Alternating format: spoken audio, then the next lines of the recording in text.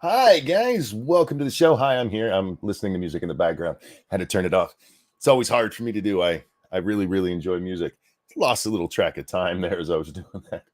Whoopsie. Hi, welcome to Monkey of the Morning. I'm your host, the Ranting Monkey, if you hadn't figured that out already. It's a little name on the channel. How are you guys? I'm okay. I'm well, I suppose. But that's not what we're here tonight to talk about. We're not here to talk about me. As much fun as that would be for me, I really do like talking about myself. Maybe I should do that one day. Just do the monkey talking about himself stream. Monkey started on time. Another seal is broken. Monkey always starts on time. Hate Camel. What are you talking about?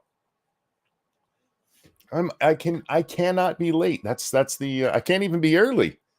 It's a burden really to always be on time. Hey, what's up, Scribbles? How you doing, my friend?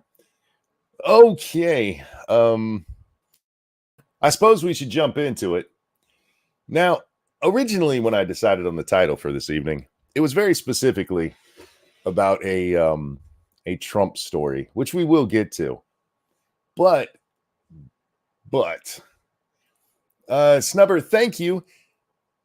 After that showing in Germany today, I don't want to hear another word about right-wingers Holocaust denier. Literally, the easiest thing in the world was to not protest at a Holocaust memorial. Now, because of this, I went and got a story, because we were going to talk about this anyway, but I went and got a story to bring up as we talk about it, and I got pissed. I got pissed all over again, because yes, that donation is absolutely true. They were not just protesting at a Holocaust museum. They were protesting at fucking Auschwitz. They were protesting at Auschwitz, not against Nazis. No, because that would make sense. And so I go to read this story on it, and I just got fucking pissed. I'll show you the pictures from it. This is outside of Auschwitz today. This is what they're doing. This is how much they care about those Palestinians, that on the Jewish Day of Remembrance for the fucking Holocaust, they're out there protesting. Now, granted, there's not a lot of them there, thank God. In Germany, you got to be very careful about how you even talk about the Holocaust. But the fact that this happened, this is fucking disgusting. This is just fucking disgusting. What kind of asshole do you have to be to go, I want to protest the war going on in Gaza. The best place to do that is at the worst fucking Nazi camp there was. That's where we need to go denounce the Jews. The fuck is wrong with you people? I'm just going to say this. If you are supporting the Palestinians in any way, go fuck yourself. You are anti-Jew. And I know you guys don't like to hear this, but Muslims historically don't like Jews. It's not a new fucking thing. They've actually had wars about it, since Islam became a fucking thing. How are they not in jail in Germany? Germany won't even let you publish Wolfenstein in country. Look, dude, I don't know. I guess if you have the right left-wing politics, you can even hate Jews. Yeah, this really happened. It's not the only protest they had. There have been several others around Jewish museums, Holocaust museums throughout the day. I think I saw that there was one in like San Diego. But for fuck's sake, man, why is this a thing? Oh, absolutely, Scribbles. Yeah. 1 second, bud. Hang on.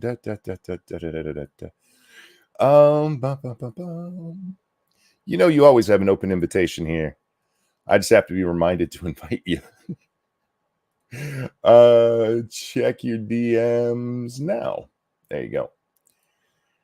This is just insanity. But what really pissed me off, this pissed me off earlier in the day. I'd seen it then. But what really pissed me off was this story about it. The yearly memorial march at the former death camp at Auschwitz, overshadowed by the Israeli-Hamas war. Yeah, It wasn't overshadowed by protesters. No, it's overshadowed by the war. What's up, Scribbles? How you doing, my friend? Well, you get to talk about all the fun stuff, death camps. I got to go over like DEI and restorative justice and things. Jeez. Well, I go for the funny stories. That's what it is. I know, man. So uplifting. So uplifting. How you been, dude? It's been a hectic month or two, but things are looking up. I don't know if I told you about my dad and everything, but yeah, he's in remission, thankfully. So that's all good. And other than that, yeah, just sort of everybody's coming down from that because a whole bunch of stuff got set aside and sort of the build up to what's going to happen. And it's kind of weird. Everybody's kind of still in sort of a emotional recovery over the situation. Other than that, besides that, Mrs. Lincoln, how was the play? Indeed, right. Everything's good. But yeah, idiots protesting and not even knowing what they're protesting. I watched the I don't know. I just have such a morbid curiosity about these things. I stayed up way too late the other night watching the UCLA takedown of the encampment because I was just waiting for that shit. I was waiting for something crazy to happen. I was like, okay, somebody's going to do something stupid and it's going to set everything off. But generally speaking, it was pretty tame. Typically, and this is just going by my now years of watching encampments be taken down. When the encampments are taken down, everybody just kind of, it's like turning the lights on and the roaches scatter. Mm-hmm. There's a lot of talk, and this, again, is mostly based on the 2020 stuff. Yeah. When we saw Chaz and that stuff get taken down, when we saw, what was that other street? There was another street that somebody had taken over. When you see them get taken down, there's tons of talk beforehand about, we will fight back. And then when the police actually showed up, they were, oh, no, never mind. And Yeah. then they just yell about their shit getting thrown away. Yeah, no, it was. I just kept thinking there's got to be some single nut job in that group that's going to like throw something, or he brought something with them or whatever to agitate everything, and everything's going to. But yeah, thankfully, nothing else happened. But now we have. I really have to wonder, and I saw a couple of like, man on the street kind of things where they go up to some of these college kids and they say, "So, what is an intifada?" And you get like these blank stares. Oh yeah, you know, like what's the historical significance to chanting "River to the Sea"? I'm like, oh. There was a great one. I don't know if you saw it. It's these two girls who show up at New York University. They'd come over from Columbia, Mm-hmm. and the guy asked them, "What are you here protesting?" And the girl went, I don't really know. Yeah. We're here protesting the war." And he goes, "Yeah, but what is this university doing specifically that you're protesting them for?" And she goes, and she turns to her friend, why are we protesting? And her friend, I don't know. And then they said this, "Well, we were told that they needed protesters here, so we came over from Columbia." See, this is I don't want to get too red strings on board too much here, but this really feels like, especially this year in particular, feels like the outgrowth of the activism is a virtue in and of itself. It doesn't matter. 100%. As long as, yeah, I've been looking at videos on this and teachers and educational stuff on this for years about building activists, turning students into change makers, turning students into active participants in their, I don't know, futures and et cetera, and so it all sounds very good and everything, except it's just the virtue of activism for activism's sake, to be marching and everything else, looking for that battle. Everybody thinks that they're some kind of 60s hippie anti-Vietnam War hero standing up at Kent State against the, oppressive police officers, except they don't even know what they're doing. They don't even know what they're talking about. And they're promoting ideas and concepts that they obviously don't understand the extent of. And it's just, it is so cultish. It is just so reflexive and thoughtless. It's more disturbing to me, not necessarily the content of what they're saying, but just the fact they have no idea what they're doing while they're doing it. It's kind of by design. Real quick, let me get these. Chaos One, when we were off the air, thank you so much in relation to the last show. Abortion, it's a human right, not a human being. I'm shocked they haven't used that slogan. And Evolved Potato, thank you. Come on, monkey, don't compare the protesters to roaches. Roaches actually play an important part in the ecosystem. It's unfair to the roaches. Fair enough. And the roaches could actually survive a war. That's true. That's true. No, we saw a little TikTok college professor the other day Oh, good. tell us how great it was. Look how awesome it is that they're showing solidarity. Yes. Didn't matter what the solidarity was. Right. Just that solidarity itself is enough. And that is such a dangerous goddamn thing. You're just telling people, you should not think for yourself. You need to just, one of us. Yeah. No, you should have a brain. If you're out there so moved to protest, you should at least fucking know why. Well, the thing that makes them the happiest is the fact that you have thousands upon thousands of ready and willing participants in whatever cause you can sell them as the good thing. Yeah. That's it. And all you have to do, because any excuse, I mean, we saw it, of course, with George Floyd. We saw it with the pandemic. Any excuse that companies and politicians can use to try to implement other agendas on the back of other controversies that are effectively unrelated, but they can sort of weasel their way around. Yeah, you got all these kids just marching, causing chaos and everything else, distracting from real things, muddying the waters of what the real issues are and so on. But you just turn them on like a faucet. It's sort of like it's a flash mob. It's a gigantic flash mob that don't need to know why they're there. They just have to like, oh, we got a signal. Just go here and do this dance move for 5 minutes. And that's, Thank you, Adonis, who says, thank you for the talk. Cleared up my mind a bit. Gonna try to sleep. Get better internet, please. Haha. Believe me, if I could, I would. I would definitely have better internet if it was possible. I want to get to this real quick, though, because this pissed me off. You have protesters protesting at Auschwitz, and this is how ABC News headlines it. They don't mention the protesters anywhere there. right. It's not mentioned in the headline. The subheading says U.S. university presidents have joined Holocaust survivors and thousands of Israelis for a yearly memorial march at the site of Auschwitz. Okay, I mean, that's true. But the real story here is the protest. It's not overshadowed by the war. It was overshadowed by the assholes who were standing up for, wait for it, fucking terrorists. Mm-hmm. And stop hiding behind the children. And they killed so many children. I get it. It sucks that they died. I wish they had better parents. I really do. They'd still be alive if their parents weren't terrorist supporting shitbags. But anyway, in this, it waits, I think it's like paragraph 8 or so. Oh, wait, no. They do mention protests here. But not specifically that the protest was at Auschwitz. Right. There's no pictures from it. There's not this picture that I showed earlier. They're not sharing this shit. Our press sucks. And it is amazing to watch just how fucking degenerate they are. Now, the reason I was gonna talk about this was the Trump story. So we're gonna switch a little bit here, Scribbles, to talk about that, because this one, fuck me. I have actively not been paying attention to Trump stories. Oh, you'll love this, my friend. I am so I at this point I could not care less unless it's something that's just so dramatic. So maybe this is it. Maybe this is what'll draw me back in. Waiting for it to pop up on the screen. We are on the AT&T again tonight, guys. I didn't even try the Starlink tonight. I'm not fighting the fucker.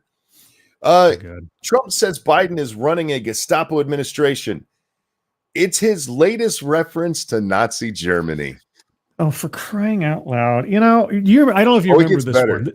Oh, no, I just want to bring up one anecdote, which I see where this is going. So way back in the Lords of the Knights days, one of my favorite articles about Trump is when he was describing the purpose and the place of the Space Force in the U.S. military as he foresaw it, right? Mm-hmm. And he described the Space Force as a separate but equal branch of the military. And CNN's headline was, Trump conjures images of segregationist South in his rhetoric about Space Force. And I'm like, what?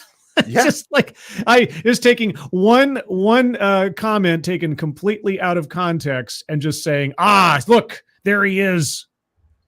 And like, oh my God. Anyway, so I assume this is a similar thing.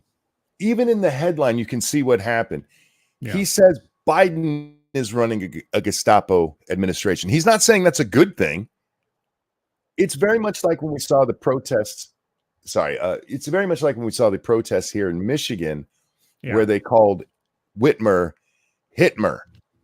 They and they're like, oh my God, they're using Nazi language. Like, they weren't saying it as a good thing. But in this case, yeah, it's literally that exact same nonsense. Because here it is. Donald Trump told Republican donors at a Florida resort this weekend that President Joe Biden is running a Gestapo administration. The latest example of the former president employing the language of Nazi Germany in his campaign rhetoric. So using it as a pejorative makes it what? Him making an endorsement? Like, what the fuck is this? Thank you, Alan, who says, morning, monkey. Hello, scribe. Good morning, sir. Hello. Hope you're well. My favorite part of this whole article, though, is that they had to get somebody to Republican Governor Doug Burgum of North Dakota, appearing on Sunday's CNN State of the Union, essentially confirmed Trump's statement, but tried to diminish its importance. Because it's not important. They needed to get confirmation that he was insulting Joe Biden? Sure. You were mentioning with the protesters and not even realizing what they're saying, reporting, or, what is the history of from the river to the sea? Yeah. There's no reason for them to ever question it, because these are the same people who will look at this from Trump and go, see, he used Nazi words. Well, I mean, it is so bizarre to be here again. I mean, it is absolute deja vu. I feel like no time has passed between when I started my channel and now, or when we started doing Lords of the Night and now, because it's the exact same playbook. It's the exact same kinds of stories.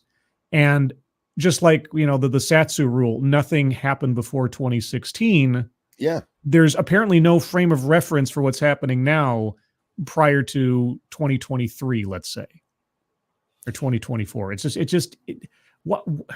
What am I supposed to take from this story? There's nothing. It's a nothing. It's literally a nothing story. It's nothing. Travis Gardner, thank you. Crazy weather we're having. Looks like I may be up for a bit longer. Thanks for not taking an afternoon nap, LOL. For the record, I did nap, but I got up before your supercell hit. He sent me a video, a time-lapse video, and I don't know if it's from him specifically, but of a supercell moving through Oklahoma. That shit is scary looking. Yeah, beautiful, but scary. They'll excoriate Trump for using a reference to Nazi Germany, and yet they'll play softball with pro-Palestinian protesters at Auschwitz. They literally say here, employing the language of Nazi Germany. Yeah. But if you point out that they're literally using the language of, say, I don't know, Hamas, people who have called for the death of all Jews. Yeah, genocidal eliminationists, yeah. Oh, no, they're not actually calling for the genocide of the Jews. What they're saying is that they should have a land where they can... Bullshit. Yeah. Bullshit. You can find the dog whistling Nazi language of Trump calling somebody basically a Nazi as a pejorative, but you can't find the protesters chanting the same slogans as terrorists to be terroristic at all. No. Our press is trash. It's just trash. Well, it's been trash for years. Oh yeah. I mean, we've chronicled this bit by bit, day by day for the last 7 years. I saw somebody, who was it? Oh, Naomi fucking Wolf. You know Naomi. Yes, Wolf, right? Unfortunately, well, I know of her. I should say I know her in like the biblical sense. Yes, I know Naomi Wolf. Yeah.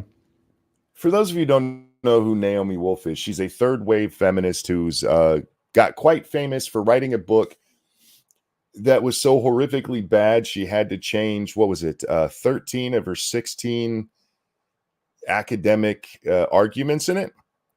Something like that, yeah. It's been a while. For some reason, because of that, the Clinton administration latched onto her, and she helped get him reelected in 96. A third wave feminist. The guy had been repeatedly accused of rape and sexual abuse. Yeah. Well, I mean, he likes using women as beards anyway, so sure, why not? Right? She came out the other day with a story about how COVID has changed her mind about the U.S. media and Oh, how really? yeah. See, she realized that Mhm. they have an agenda and push stories that might not be true. What? Do you have? I Do was you have? like, Oh man, this is where I'd be pushing the dramatic squirrel stinger button. You don't have the dramatic squirrel? I the dramatic squirrel. Yeah. Do, do you not What know? dramatic squirrel? I don't. The dun dun dun thing? Yeah. Dun dun dun. Okay, is that a squirrel? I thought that was like a prairie Oh, dog. it's or okay. something. It's it's called dramatic squirrel. It's probably a prairie dog, but maybe the media. Okay. Either way. Okay, never mind. All right, I get it now. Just the squirrel threw it up. Corey, thank you so much. Is Harry Enton still writing for CNN? Oh yeah. Oh Yeah. yeah. No. They fired Chris Cillizza, but they kept his personal Igor on tap. He's still there. Oh yeah, Harry survived. Chris is now doing live streams every couple of days, and not answering my questions when I send it to him. Gopher. That's what it is. It's a gopher. Gopher. Oh, okay, fine. Yeah. It's known as dramatic. Whatever. Anyway, True. No, you're right. You're right. I've heard it called that before. beside the point. Yeah. Anyhow, I just got lost. I'm an old man. Leave me alone. Don't make me shake my fist. Well, Naomi Wolf was saying the media was trash. Yeah, no, I just found it absolutely hilarious that she, of all people, would be out there talking about how the media can mislead you. Is she just "You're a jumping on the third-wave bandwagon to jump feminist." on the bandwagon? Or does she actually believe it? I don't know. And the thing is, I've seen this from quite a few of these kind of people. And by these kind of people, folks, I mean the ones who have used media misinformation to basically make a living for decades. Mm-hmm. And suddenly they're like, I can't believe the media would lie to me. Like you use them to do the same thing. You're part of it.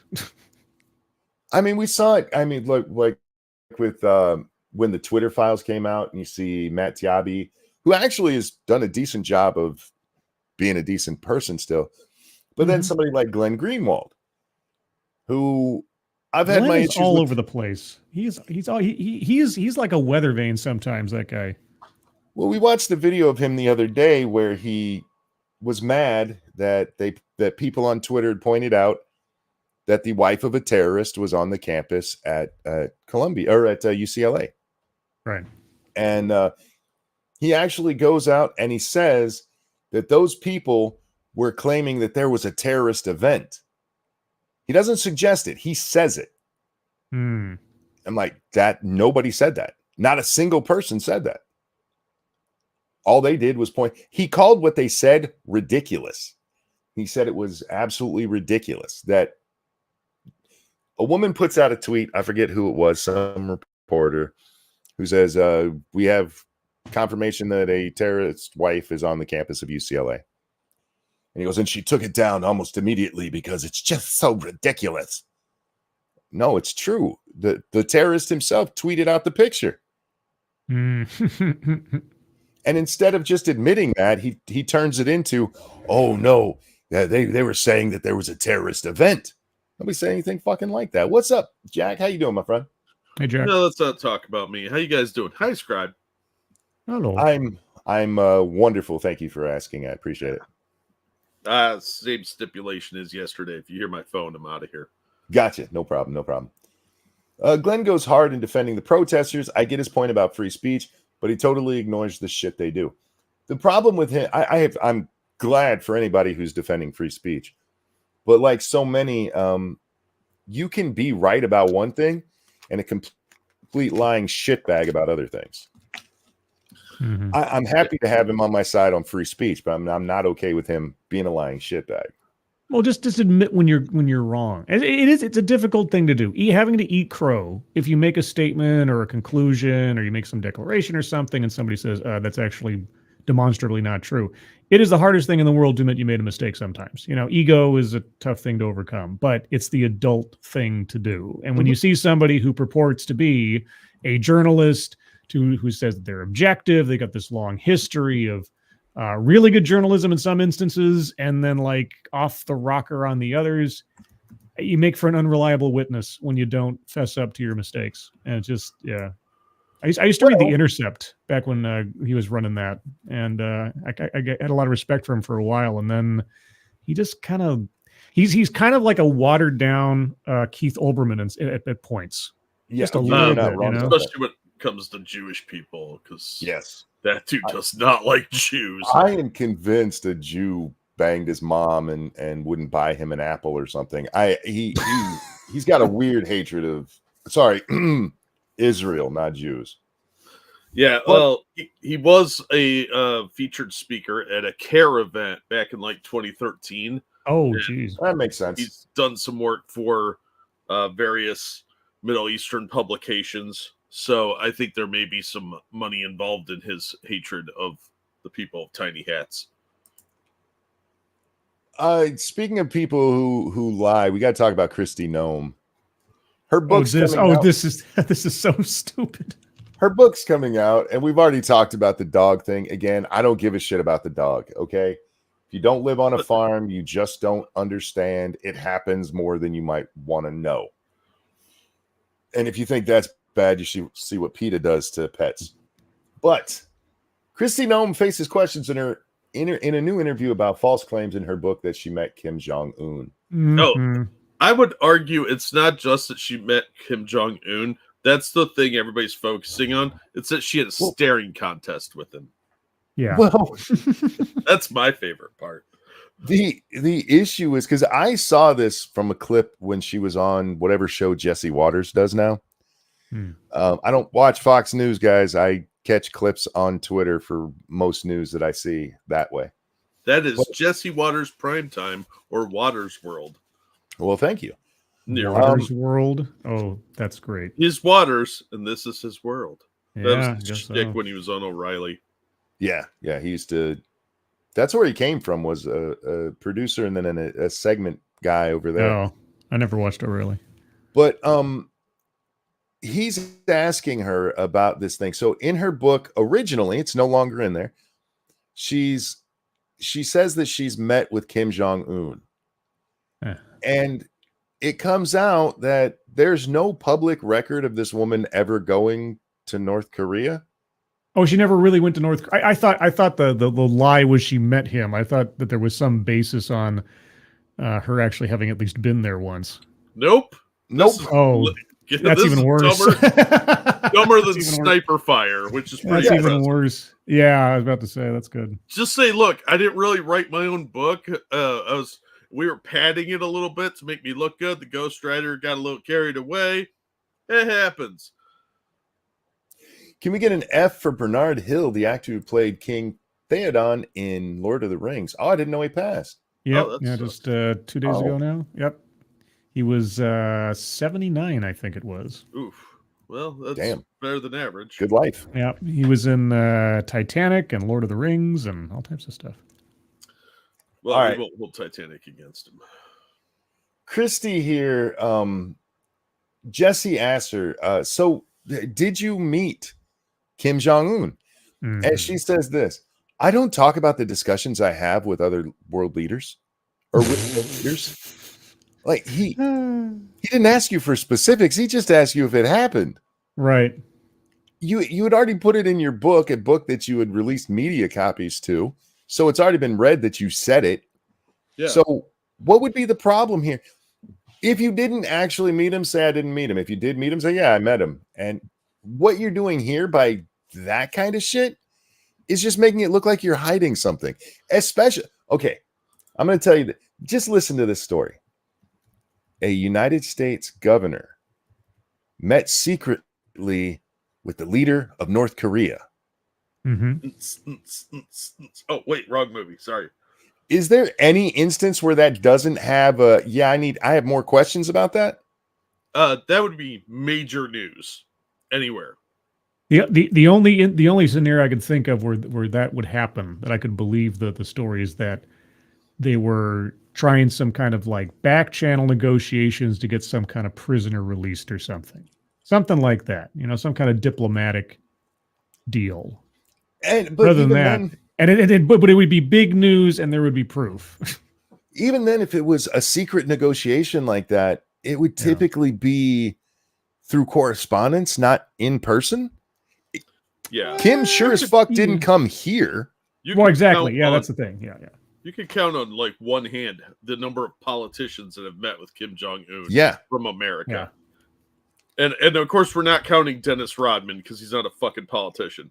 But like Nice. Bill Richardson, Trump, maybe Clinton. That's all I could think of off the top of my head. I thought there was Albright, maybe.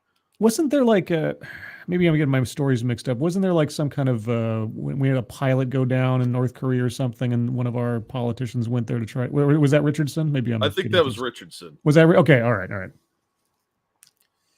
Just come clean. Now she's taking it out of the book, guys, because she said that shouldn't have been in there. She got caught. My ghostwriter just went off the ranch on that one. Well, I'd be willing to bet she was bored, and the ghostwriter's like, "Okay, you said you met some famous people. I'm going to name a few. Just say yes or no." And it's Kim Jong-un. Sure, I don't know. She's looking out at flowers, and he's like, "Oh, cool. I'll make that a big deal. That's awesome." But real quick, thank you, Alan, for the generous donation. Hello, Jack. Knee replacement Thursday morning. Fingers crossed. Oh, dude, that sucks. Good luck. My aunt had that done. I'll probably have to have that done at some point in the future because I'm fat. But I've heard it's not as bad as it sounds. And just do your exercises they tell you to do, and it'll speed things up. But don't push yourself too hard. That'll make him Alan Neeler now. Nice. Funny. Hey, P-Dog had his hip replaced, and he's been loving it. Oh, he's like cyborg P-Dog now. Well, he said, afterwards people had told him, you'll wonder why you didn't do it sooner. Yeah. And even when he was still in pain from the surgery, he was like, yeah, I get that. So good luck with it. I hope the surgery goes without complication. Absolutely. It's pretty standard stuff now for like knee replacements and even hip replacements. So I wouldn't stress about it. Just, try and not to push yourself right away, but it will be challenging, but you got to do the exercises. Rodman has a better shot at VP than Noem right now. Well, reportedly, and again, take anything the media's reporting with a grain of salt. Trump has his list down to 4 people. You know whose name's not on there? Kristi Noem. Kristi Noem, and that was before all of this shit started. I mean, the dog story had already come out. Who are the potentials? I don't even know. I haven't been paying attention. Rubio, Tim Scott, Doug Burgum, and JD Vance. Yeah. Oh, he won't go for Rubio, would he? After all the teasing he did. Little Marco, I don't see. Yeah, I don't see that. No. Plus, it's the same problem he has with DeSantis. He's already got Florida pretty well locked down. Well, it's not just that. He'd have to move. One of them would have to move because of the Constitution states that when you go to vote for the president, you have to vote for 2 people. We later changed that to president and vice president, but you still have to choose people from different states than yourself. Right. So if both of the candidates were from Florida, Florida just by default goes to the other party. Well, you got to remember that the way this trial's going, Trump's probably going to be in jail for contempt soon. True. Yeah, I just saw that today. He got slapped again. Yeah. The judge threatened to send him to jail the next time he did it. There's going to be problems if the judge does that. Nah, he won't. Well, if he does go to jail, it won't be for more than a couple of days or something. They're not going to lock him up long enough to hit the election.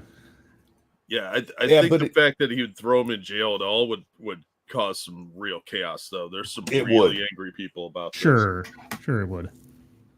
Well, his daughter is a major fundraiser for the DNC.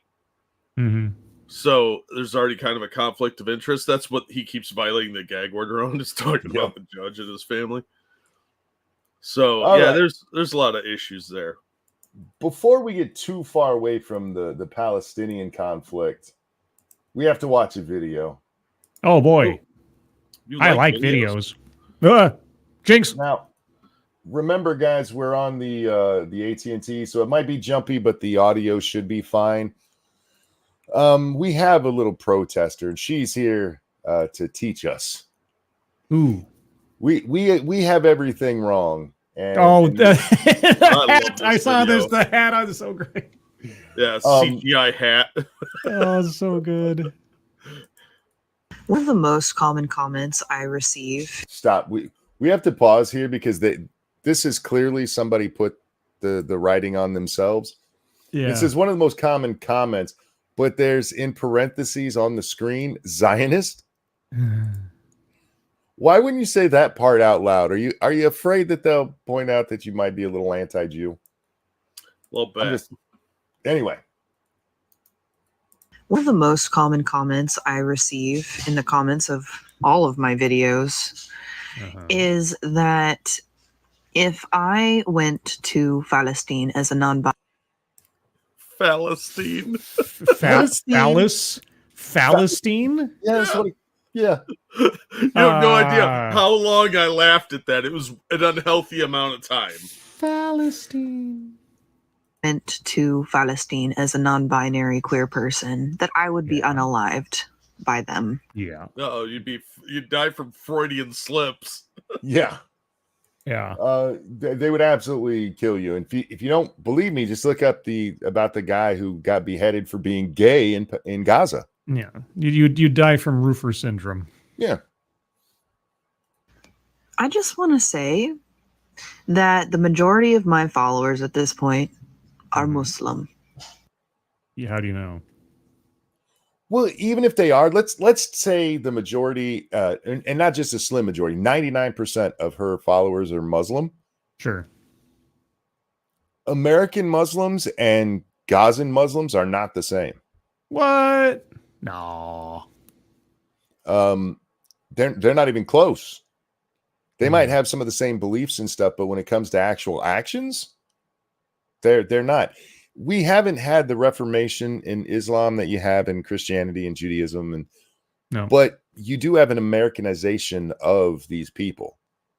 As much as I hate Ilhan Omar, I don't think she's going to throw gay people off of a building. Well, hear me out, monkey. Give them time. That's fair. I hear you. But from what we can actually see, there were no Muslims running around on October 7th killing Jews in America, right? Yeah, I get what you're saying, but the anniversary's coming up. Fair. And everybody loves an anniversary. Many of them are Palestinian, and not a single time have I received a death threat or not a single time have I received a death. That's where I just started shaking my head at this idiot. Yeah. It's almost like useful idiots are a real thing. Yeah. Like you're out there pushing their cause, and instead of being like, kill the queer, they're like, oh, this one's actually doing a service for us right now. Leave them alone. Try this, okay? As your little gay self, say Palestine is in the wrong here. Say that Israel isn't doing anything wrong by retaliating. Try that and see what your mentions fill up with. Right. You're pushing their agenda, and I'm supposed to be like, oh, well, they must be good because they're not trying to kill the one who agrees with them, who's propagandizing for them. Yeah, it's called collaboration. Tokyo Rose. And not a single time have I received a death threat or unkind words from any of them. I have been invited to people's homes. I have been called dear, and I have been called Habibi. Have you been called to their homes and it's really a murder shack? It's on the 40th floor. Don't go. Yeah. Come up to the penthouse. We have a surprise for you. Yeah, you've been invited as a novelty, probably more than anything else. Look at this. These people do not know hate the way that Zionists know hate. Oh! Palestinians who raped and murdered people on October 7th don't know hate the way Zionists know hate. It's true. They've never seen a cyclone the second time. Cyclone B. These people do not know hate the way that Zionists know hate. Wow. It's amazing how gullible some people are, but you see people like this, and you're like, you go beyond useful idiot. You're effectively a bread goblin. You are stealing food and oxygen and resources from the rest of humanity simply by being this retarded. Yeah. I wonder what her videos were like pre-October 7th. They're probably all videos. Remember, the only reason we're talking about Israel is because of October 7th. Everybody wants to gloss that over in the media and in the protests. None of this shit would be happening. None of it. Look, if they hadn't started it. It triggers too many people because there's a lot of like infanticide and rape and kidnapping. And that triggers people, so we can't talk about that. What better metaphor is there for this thing than the fact that it's a Palestinian filter on top of this person? It's just an unpermanent, non-committal, and she got the scarf. Hey, I guess she did get the scarf. She did buy the scarf or stole it from her grandma's table. Yeah, I'm telling you, man, there's a lot of tablecloths missing. There's cold tables all over the world now. Why have these been so easy to get in the United States? Because the popular brand of tablecloth. I mean, it looks like the backsplash at my mom's house. I mean, somebody's cleaning up between these and the face master in the pandemic. People are just making bank on this stuff right now. But the fact that there's a filter for this makes it even lower than fashion trend on the list of like how long this is going to last. Oh, yeah. All right. This idiot has just a little bit more to say. I am less afraid of a Palestinian or a Muslim than I am of a Christian man, because all of the Christian men in my comments are hateful, and I have received death threats from them. Them telling you you'd be killed in Palestine isn't a death threat, honey. I'm more concerned. It sounds like there's children in the background that perhaps this person is raising. Right? Isn't that scary as shit? This person in charge of little people, or at least involved in their lives. Yeah. But good God. Well, maybe she's in her classroom and she's teaching. A kindergarten teacher taking the time out. Yeah. How come none of these are in rainbow colors? Their little hats and stuff, their little scarves. Oh, now that'd be a bridge too far, Monkey. A rainbow bridge too far. I dare y'all to do that in light blue and light pink and say it's a trans Palestinian shawl. I dare you. Again, I say give it time. The asininity. I have no doubt they're getting ugly comments because it's the internet. Sure. But everybody gets ugly comments. It's the internet. This goes back to the I'd rather be in the forest with a bear than a man kind of nonsense. You're just too stupid to be out. You're lucky civilization exists, because you'd be out there trying to pet a wolf. This is, I've talked about this before. I mean, aside from the fact that we have teachers in elementary schools all the way up through colleges effectively training children to become activists at a drop of a hat. Yeah. This is also in a way a consequence of a lack of actual struggle. Seemingly none of these people have ever known want. They've never known having to work hard for something. They have everything handed to them, instant gratification with social media and DoorDash and on and on and on and on. Well, we saw this with the video that we watched of Taylor Lorenz the other day. Oh, Jesus. Where Taylor Lorenz is talking to Don Lemon. Yeah. And Don Lemon says, okay, what do you say when they point out, you have all these marginalized groups who would have no freedoms did he say no freedoms or oppressed? I forget which way. But they'd be oppressed over there in Gaza. Mm-hmm. And she said, they're oppressed in Texas. They don't know what oppression is. They have no idea. They can't even fathom it. No, and they've never been. There was I don't know why this keeps sticking with me, but I always think of this. And it's slightly unrelated, but I'll get to it. So there's a documentary from years and years and years ago from Errol Morris, who does great documentaries. It's called Mr. Death. And it's about the guy that invented the lethal injection machine. But beyond that, there's one point in there where he traveled to Poland to visit like his wife's family or something. And this is back in like the early 80s, I think it was. And he said that, I think every American should go out of the country and visit places like Poland. Then when they come back, they'd appreciate what they have here. Oh, because that's absolutely true. Yeah, the tolerance that we as Americans have without any contrast to it. If you didn't stop for a minute and think about and at least examine what goes on in other places, really think about what goes on in other places in this world, your tolerance is raised so high that it's like you don't know any different, and it's so silly. And I don't even know how you try to get that across to this generation, because unlike previous generations, they don't know actual sacrifice. Like my father, who just thankfully he spent some time in his youth in the Air Force during Vietnam, and he lived over in Turkey during that time and serving there. And now the VA is thankfully helping him with his medical issues. But there, I think my generation from about like late 70s forward is probably the only generation that hasn't known being called up to war in modern times.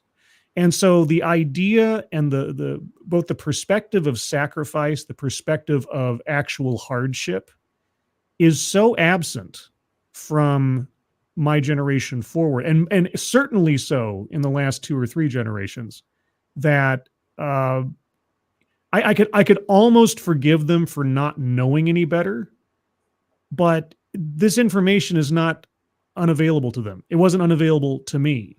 Yeah, but they're not raised to think like that. They're not raised to look at situations critically, and that should terrify everybody. Because if we do end up in a very bad economic situation or in a nasty war, they're going to freak out. They don't know how to handle anything like that. Well, it's also the fact that their parents didn't either. Because I talked about this on my stream at some point. My sister and I had the benefit of our parents having us late in life. My parents tried to have kids. They were married 10 years before I came along. And it's not because they hadn't tried. They thought they couldn't because they had miscarriages and everything. But my parents come from effectively one step backwards in time than most of my peers. And so I was raised with a slightly more old-fashioned sensibility than those kids that I was growing up with. And even though I have thankfully, and by their honest labor, have never known want, have never known hunger, I knew through their own stories and the stories of their parents from like the Dust Bowl and World War II and everything else, that what we have hasn't just been handed to us. Something had to be given up for us to get here. And it seems like, and I know I'm generalizing here, but it sure seems like, especially with this current generation, they have absolutely no frame of reference for that. And like I say, I could almost forgive them that because they've never had to, but something's broken when you don't have any care for what else is going on in the world and just think that you're the center of the fucking universe all the time. I agree with you completely, but at the same time, it's their own fault for not understanding how things work because they're lazy. And they lack the critical thinking skills. Yeah, no, let me get this and we'll go back. Mighty Balzac, thank you. The P, B, and F consonants can migrate back and forth. That's why Persians speak Farsi. She's probably retarded, though.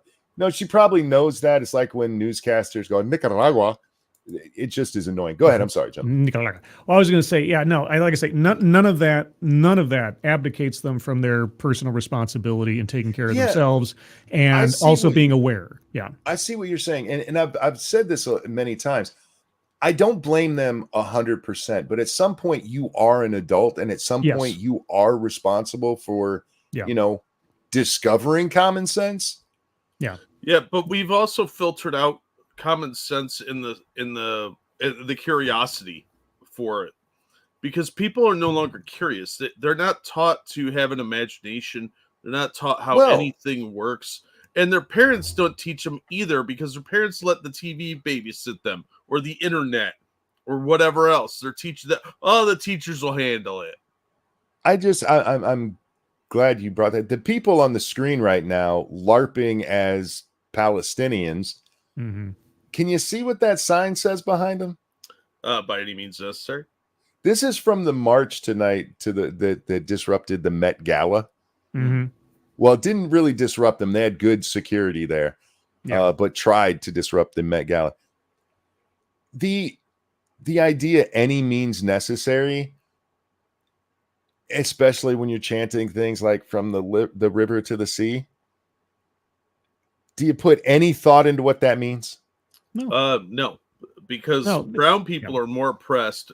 Jews are considered white, so the brown people obviously are the bigger victims because they're brown. This is a culture of obedient outrage. Yeah, that's all it is. Obedient outrage. Yeah. This is what they've been trained and guided and conditioned to do for the last. I mean, I just have to sometimes think like the stuff we were looking at when we first got into this YouTube thing is like 7, almost 8 years ago now, right? Mm-hmm. In those 7 or 8 years, that's, elementary school kids all the way up through where they are effectively now. And in that amount of time, with the kind of teaching and educational rigor we've seen applied in a lot of colleges and especially elementary schools and everything else, this is the product. Obedient outrage. You have to be outraged at the thing that is the bad thing when we tell you it's the bad thing, and then you will go out and the virtuous thing is just to yell and scream and whatever slogan that they say. I mean, it was really funny listening to the chants at UCLA in the lead up to and just about during the cleanup of the camp there, because some of the people chanting stuff, you didn't know what they were going to say next, but everybody followed along, even if what they said sounded a little off. Well, and that's the mob mentality at play there. It's really depressing. It's right out of Mao's book of how to do the Cultural Revolution. You get the young people because they're impressionable and easily trained, and once you've got them, they do all the struggle sessions for you. I remember going back, I brought this up recently, going back to the first Gulf War. I pointed out that because there were some people who protested that one and tried to pretend it was Vietnam again. And I said then, you have these people who just wish they were back in the 60s because there's this romanticism about the hippie movement of the 60s. And you brought that up earlier, Scribbles. There's more to it now than that as well, because we now have a cycle of this. So every 4 years, which, for your bachelor's is basically a 4-year degree, we have one of these things blow up.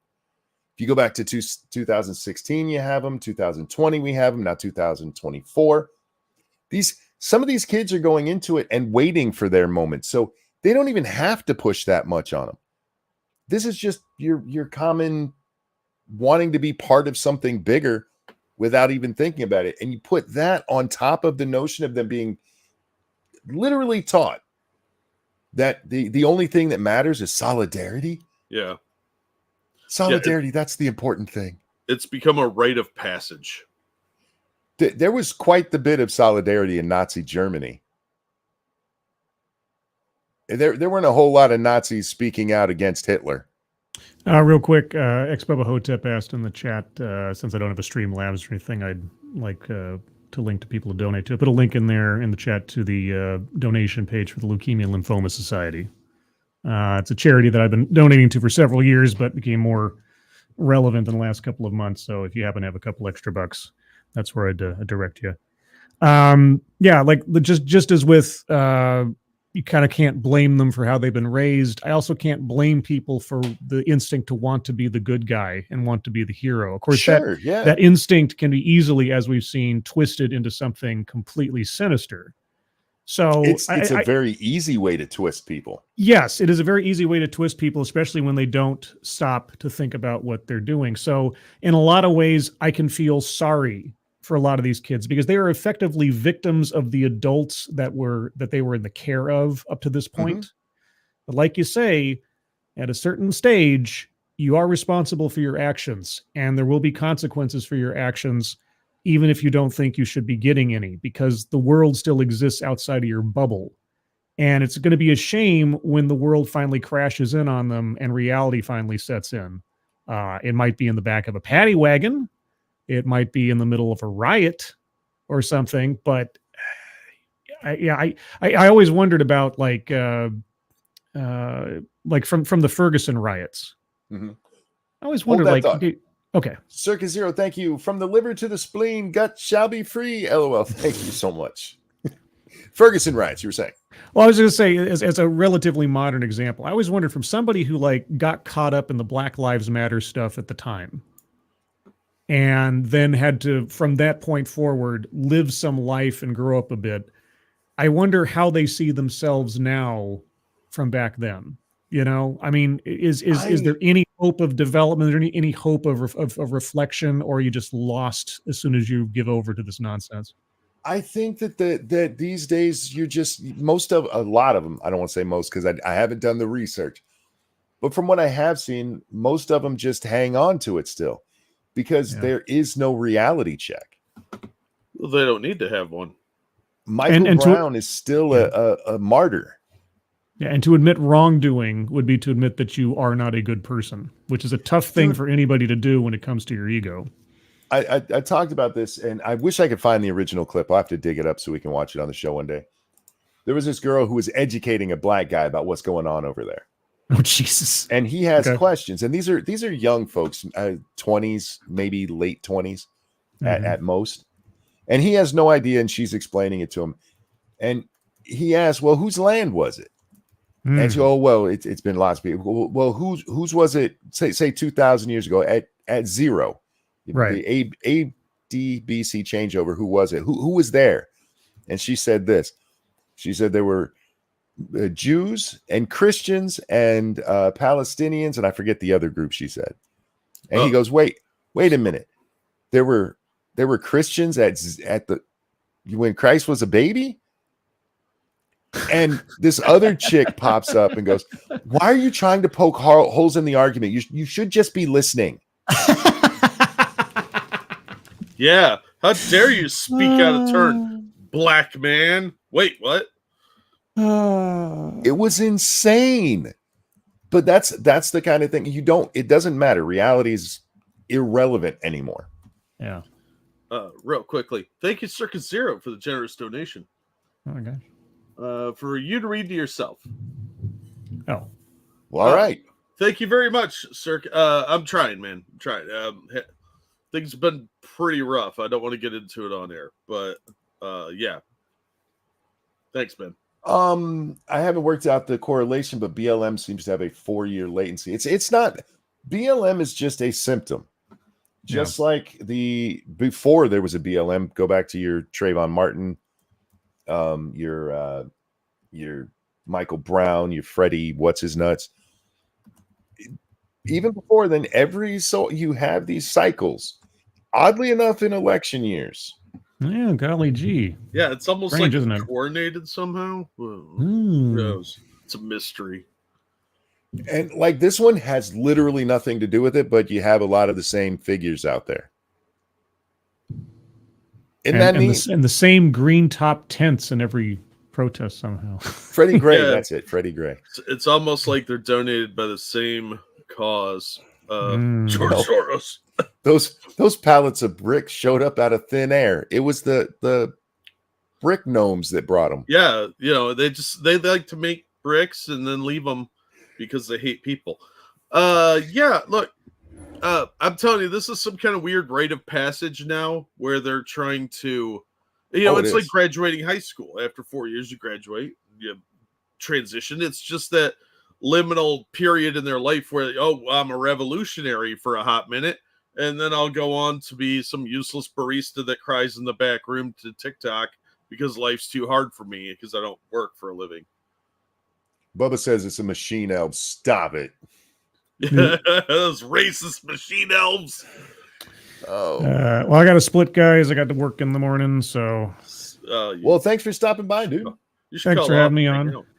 Huh? You should call off and hang out. Yeah, that's unfortunately not in my playbook. I'm sorry. I got my He's weekly responsible and shit. Yeah, I know. I got to be up at 4 a.m. Oh my God, no. Yeah, I know. You should go to bed. Yeah, well, I should have, but it's the my body still has not adjusted to the fact that it's still light out after like 9 o'clock.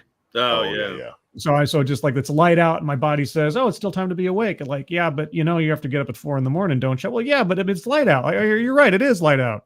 That's why hours don't matter. You know, light level does or something. No, just cover your house in blackout curtains and never look outside unless you use the CCTV. That's what I have do. a house. I don't have a house. Or apartment, whatever. Yeah. And you don't have to realize it's light outside.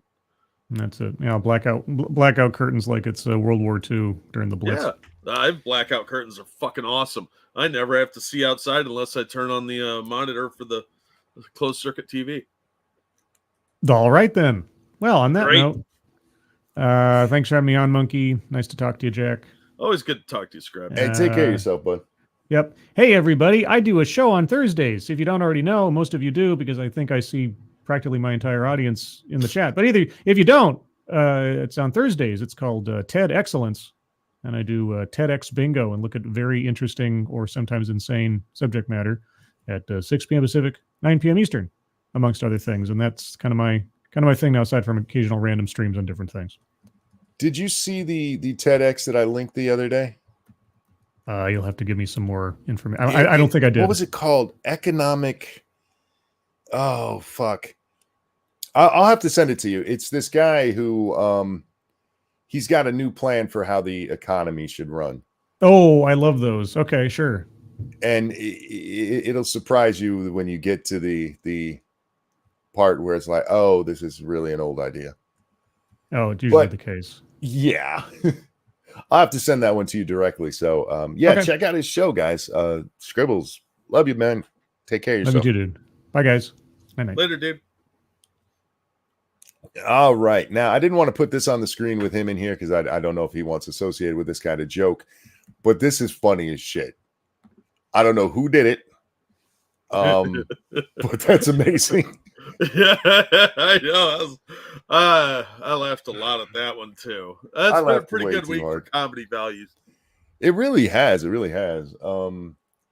There was a whole bunch of people who got deleted off Twitter today and then were mysteriously back, or at least some of them are. Yeah, my follower number has dropped by over 100. It's slowly climbing back up. And I'm pretty sure it wasn't anything I said, because I am not offensive. I see what you did there. I haven't paid much attention. Apparently I'm getting close to 7,000 over there on Twitter. You've been creeping up pretty nicely there. Well, I piss off the right kind of people. Yeah, it's fun that way. Judicial Watch lawsuit uncovers 2016 Joe Biden email showing Hunter Biden copied on Ukraine president information. No. What? I'm surprised. The email with the subject line Friday schedule cards was sent by John S. Flynn, who was Biden's assistant. Boss, 8:45. It doesn't really matter. It's just talking about that there's a meeting. And then the email also contains information about U.S. military troops. Nothing wrong with that going out to a civilian. The interesting part here is that this was sent to Joe Biden and for some reason CC'd to Hunter. Yeah, I'm sure it was totally a mistake. It's not like there's any smoking gun in here other than the fact that, Joe Biden said he and his son had no business interactions, even though the email that Hunter got this through was his Rosemont Seneca one. Whoopsie. And Joe Biden did not use his Joe Biden VP one. He was using that weird, not synonym, what's the word? Pseudonym that he uses. Pedo Peter? No. Oh. Robert, is that Robert L. Peters? This is a known email that Joe Biden uses. Yeah. I want a Freedom of Information Act request for all of the emails at Robert L. Peterson, PCI.gov. They're not going to release them. They'll do exactly what the CIA is doing with the JFK documents and just be like, nah, we're not doing that.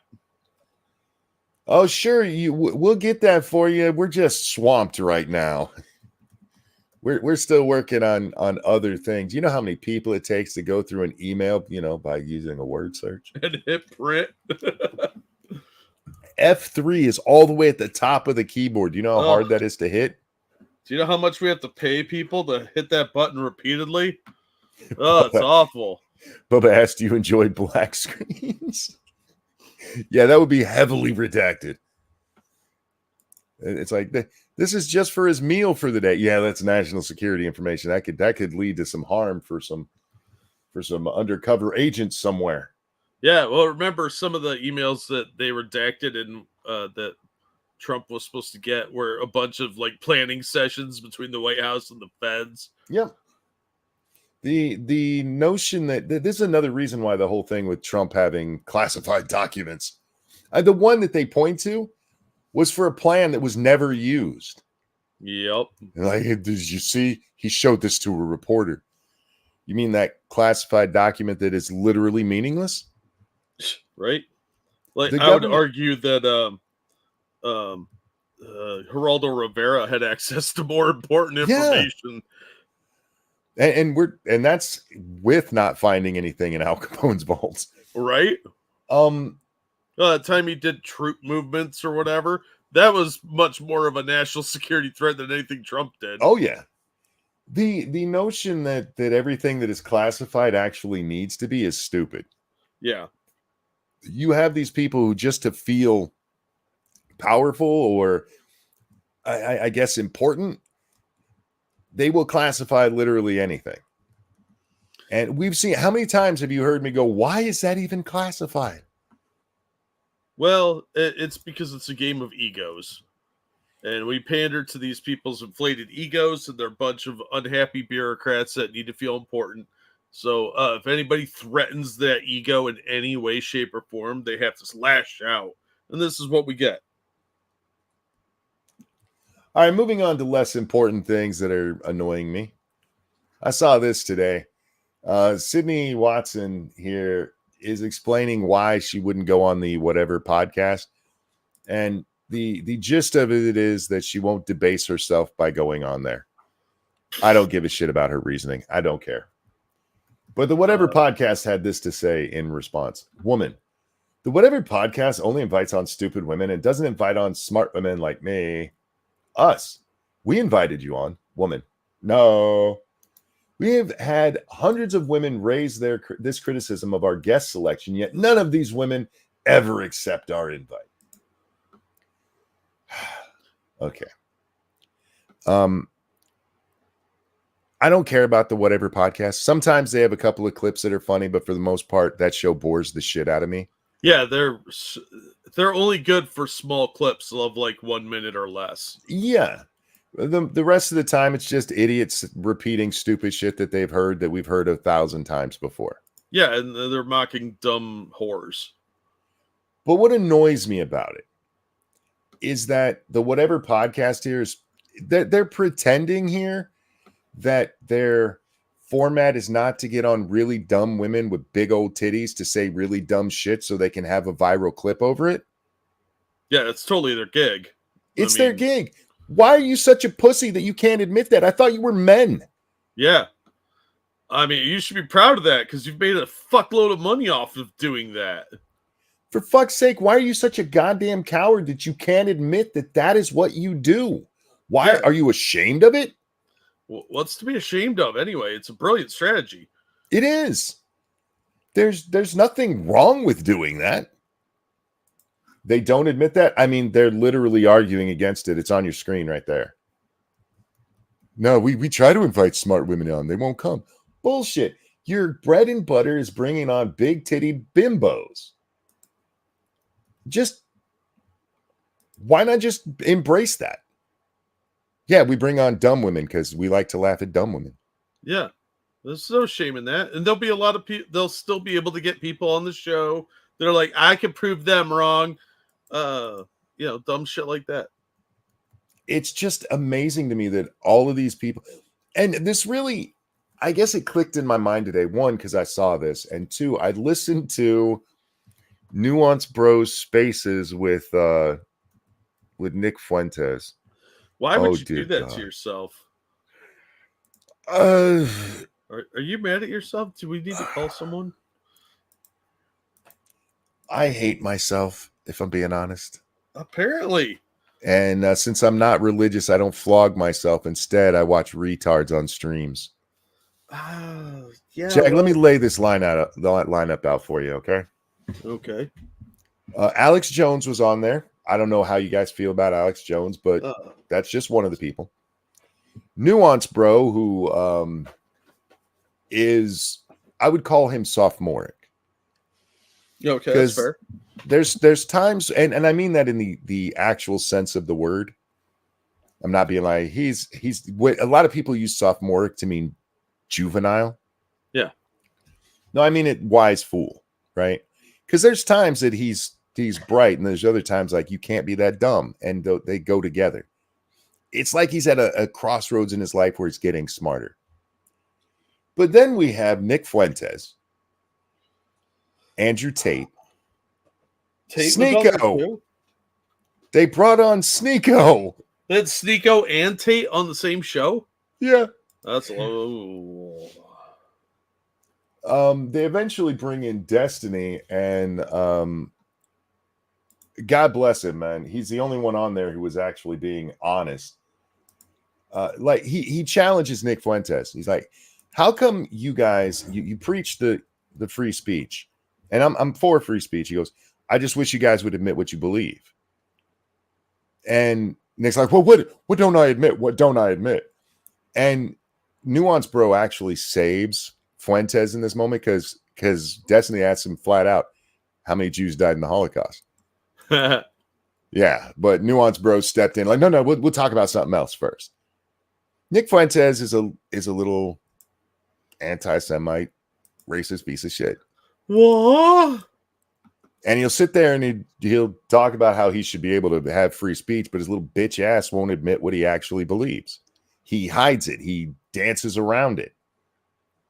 And then has the balls to be like, I don't know why people talk like this about me. Because you're a douchebag, man. Just embrace your douchebaggedness. No, I just tell the truth. Well, then why won't you just tell the truth? Why do you gotta hide it? Don't worry. He said he'll be on his best behavior. Damn, they had two of Sneeko's ex-BFs on the same stream. Yeah, they did. I was laughing because I'm listening to it. It's off on the side as I'm doing something else. I was actually playing football on my Steam. Wow. And I heard Nuance Bro. Okay, I want to bring Tate in here. And like, he can't mean Andrew. Nobody want to bring Andrew Tate on, would you? And I looked over, and sure enough, it was Cobra Tate. Cobra Tate. Wow. Pig Riser, thank you so much for that gifted membership. I appreciate it. Nice. Yeah, it was a really, I listened to it much longer than my interest was held by it, just because I was too lazy to use my mouse instead of I was playing football, so I had my gamepad out.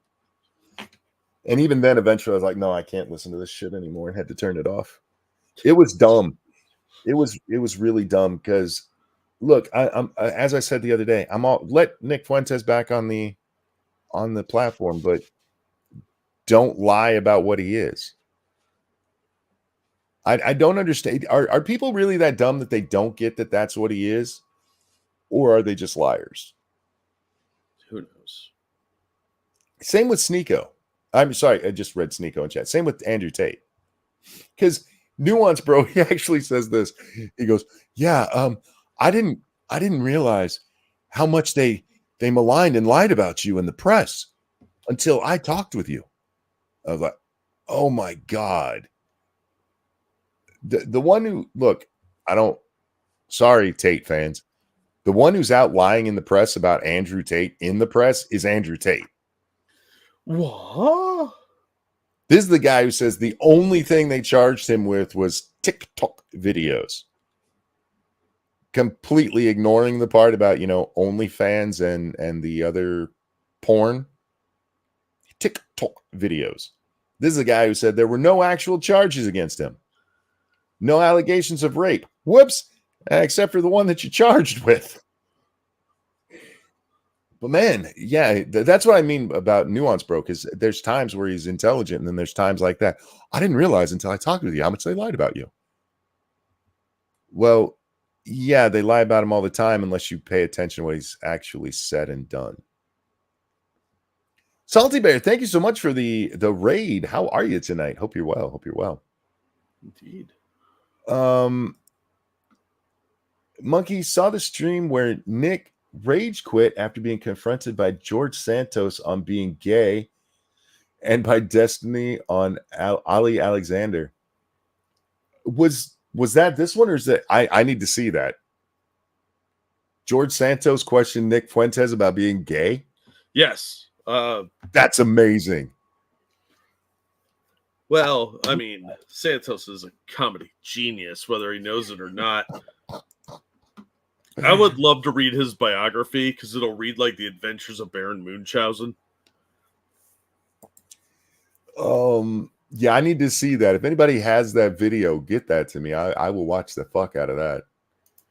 Because little Nicky Fuentes should just suck a dick. He'd feel much better. And if I may, Nick, it'll be a little less of a dick if it's a Jewish one because a little bit has been cut off. So start with a Jew dick. Wow. I'm trying to help him out, man. I want to ease him into his gayness. So go out there, grab yourself or go Asian, whichever works for you. Find an Asian Jew. It'll be the best. Anyhow, that's not right, Monkey. That's all right. I'm on the express train to hell anyway. Yeah, you are, weirdo. I'm going to share this one just because it's funny as shit. We're not going to watch it on the stream because this is somebody's work, and I don't have anything to add to it other than laughter. It's a guy who's kind of doing a pitch meeting sort of thing with protesters and college university presidents, and it's fucking amazing. So it's on. Unfortunately, guys, I could only find it on Twitter. I didn't go looking real hard for it though. But watch it there. It's awesome. This one bothered me a little bit today. I don't care about the general overallness of it, but there's part of it that jumps out at me that really made me go, what? Charlie Kirk had this to say: the left wants young men to sit at home smoking weed, looking at porn, and playing video games. The left hates masculine, powerful energy, especially from young white kids. They fear it. Why? Because young men are getting pissed off and they're waking up. They've been demonized as the problem. The truth is they're the solution. Just want to back up to where he says, the left hates masculine, powerful enemy from young kids. Energy? Masculine, powerful energy from young, he says white, but young kids. You said enemy. Oh, sorry. Energy. Threw me off. Why young kids? Pedophiles.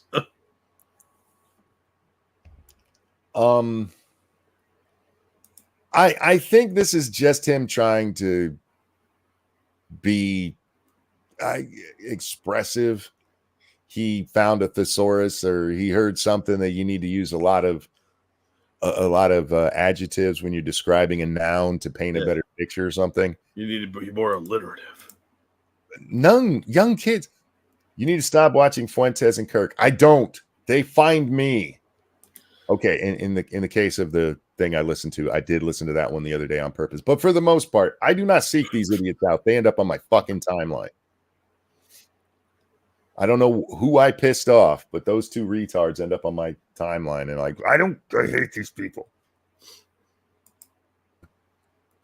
Hey, how about everybody leave young kids alone? Could we do that? Left, right, center, leave them alone, let them be kids. Good luck with that. Speaking of which, now this gets into some gossip territory, Jack. Oh, I want to say for the record, I don't know if this dude is creepy, if he's touching kids or not. But there's a lot of red flags around Drake right now. Yeah, I know. I was watching Abba and Preach's video on this, and oh my God. Yeah, it kind of gives off an R. Kelly kind of feel, doesn't it? This dude is Snapchatting like 11-year-olds. Well, maybe he's auditioning them for the Degrassi High remake that's going to be in his man. In his basement? Yeah, the shed he has out back. This is one of those things like, look, I fully admit or yeah, I'll say it that way. I fully admit I was wrong about Michael Jackson, but that is because I listened to the way the media told the story. And if you actually dig into it, you find out, yeah, he was probably maligned and is owed a huge apology by a lot of people. Maybe. And that might be true with Drake here. He might just be a nice guy who doesn't understand that reaching out to 14-year-old girls and becoming their BFFs is kind of fucking weird for a 30-year-old man. I think we all know who we could call to resolve this. Chris Hansen? I'm going to need you to have a seat. Right over there. But it is amazing some of the stuff that's coming out about this dude. And again, none of it specifically points to him touching any of these people inappropriately. But how in the hell do you not understand? As I think it was Kanye who mentions, that once you become famous, that's where your maturity stops. And he was still a teen when he got famous. Yeah. Yeah. He was on Degrassi, The Next Generation. So teen or very young 20s. So maybe he just is like, oh no, they're my pals. But could somebody talk to this guy and be like, dude, stop talking to little girls? This one chick told the story about how the way she ended up talking with Drake is because he's a fan of high school girls basketball. And that's not creepy. Right. And he liked one of her friends, and so then he messaged her as their children. That's super fucking weird. Okay, there's no way around it. That's fucking weird. Who the hell just likes high school girls basketball? You go to high school basketball games if your relatives are in them or your friends are in them. Yeah. You better have a kid in there, or you better be in high school. Because otherwise, that's really fucking weird. Now, if you lived in like a small town in the 80s and there was nothing else to do, okay, they have some weird obsessions in like Texas with that stuff. But no, that's fucking creepy, dude. Shields says the difference between Leo DiCaprio and Drake is that Leo dumps him at 25 years old. Drake prefers to have 25-year-olds. Yeah. It's just weird. Maybe it's for the humor. You are like you watching midget runs. I hear you, Faithless, except for I don't reach out to the midgets and start having private conversations with them as their children. So send me some private running photos. And there's a clip of Millie Bobby Brown when she was 14 talking about how Drake messages her and says, I really miss you, which again, weird. Maybe he's just stunted, and to him, oh, we're both just kids, but you're not anymore. Shio, thank you, says corner. Got it. Yes, indeed. It's just really weird. And again, I don't have any proof that this guy has done anything wrong other than be very creepy. This is like the 40-year-old who shows up at a high school party. Why are you there? Oh, we all know why. Yeah, he's trying to pick up little girls. Yeah, he's trying to boys. Yeah. Either way, they're doing something at best questionable, at worst rapey. Is this something to do with the beef people have been talking about? Yes. So Kendrick Lamar, basically, I think he even specifically came out and called Drake a pedophile, but not because of anything Drake had done at that point, at least as far as we know. It was because of the number of people Drake is known to associate with who are pedophiles. Whoops. Got his own private Epstein list going on over there. Yeah, it's not really helping the look, is it? No, it's not. It's not. But once again, he may be completely innocent of anything. I'm just saying, dude, you're like almost 40. Stop hanging out with kids. Shit. It's one thing if it's like he called somebody on their birthday and he does that as a normal thing for his fans and he puts it out on his own. No, he's doing this shit in private. That's fucking weird, man. Yeah. I mean, do you think MJ was very likely a pedo too? All I can do is recommend you go watch the 3-part series that Razor Fist put out on this. If it doesn't make you question what you've heard about Michael Jackson, I can't help. Well, look, I'm willing to believe that those accusers were liars, but Michael Jackson was a really weird dude, so He was I'm not weird. ruling it out. There's lots of really weird people who never touch a child, though. Oh, I agree. I agreed, but I'm just saying it's likely. I'm like, Michael all right, Jackson, that dude that like collects monkeys and hangs around kids and has a little private amusement park in his yard, and that's a bit weird. Well, like several of the instances are impossible to have happened. Like they weren't even in the right town. Oh no, I'm agreeing. Those accusers were probably lying, but I'm not willing to concede that he's not a pedo. Michael is one of those people who is what I was describing with Drake, that it is a possibility that Michael saw himself basically as that saying, these are just my friends. What's wrong with having friends? They're just friends. He wasn't able to understand why that was weird. Yeah, I'm willing to concede that, but you know, it's just it's and Bubba, that's another reason that I believe Michael was innocent. He says, meanwhile, Corey Feldman is still being ignored. Corey Feldman was in Michael Jackson's circle. You know what he says about him? Never even tried anything. And Corey has not been shy about pointing out other people who fucking raped him. That's the only reason I would give credence to Michael not being a pedo is Corey Feldman and Macaulay Culkin said he didn't do anything.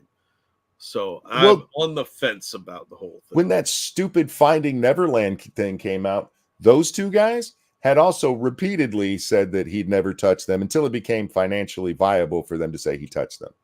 Well, yeah. Yeah. So again, you have to understand that these people are not the same as you and me. They don't grow up. They don't have to. They have people who wait on. You ever see somebody who runs out of money who got famous when they were young? They don't know how to fucking live. No, they're used to people doing stuff for them. They don't know how to exist on their own. Yeah. Razor removed any doubt of Michael's innocence. I think he did an excellent job with his 3-part series, especially going over all of the evidence. And it is absolutely amazing how fucking lied to we were by the press. And I'm not shocked by it. No, the press lies to us all the time. Yep. But for some reason, they decided to go after him. All right. Yeah, I think the lesson there is if you're going to work around children, don't be a weirdo, because that's not going to help you at all. And Michael was a weird guy. Yeah, just like Pee Wee Herman. Weird dude. Pee Wee, I mean, what's his name? Paul Rubin? Yeah. His character, Pee Wee Herman, was absolutely insane. But as a dude, he was a normal dude, other than jacking off in a porn theater. Yeah, well, that's kind of what you're supposed to do at the porn theater, isn't it? They were so mad about that. Like, he wasn't with kids. Yeah. Yeah, they tried to make him look like some kind of ped, but I'm like, you kidding me? First of all, the Pee Wee's Playhouse thing started as his comedy sketch for adults. Yes. And it turned into the morning show and all that. And that was, I don't want to say thrust upon him, but that's where it went. And that's not how it started. And he liked money, so you go with it. I totally agree. Pee Wee got screwed over. I mean, look, he was still masturbating in a public place. I'm just, when they brought that out, I'm like, he was a porn theater. Of course he was masturbating.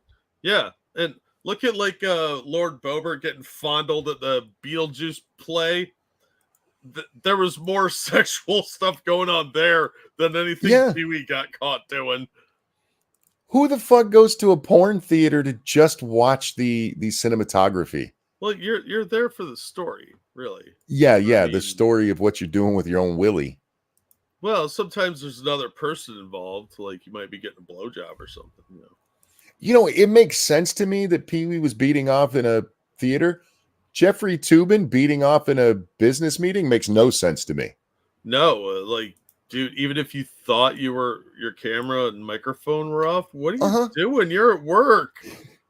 Why were you doing that?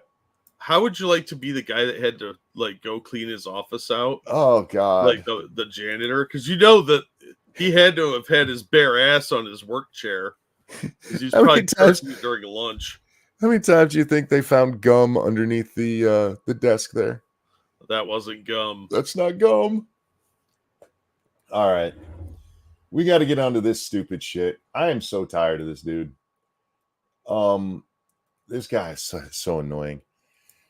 This blew up today, Jack. We got to talk about marriage because Lauren Chen went and did this guy's. His name's Andrew something fucking annoying. I can't remember his last name, but he's popping up everywhere. He pops up on like the whatever podcast.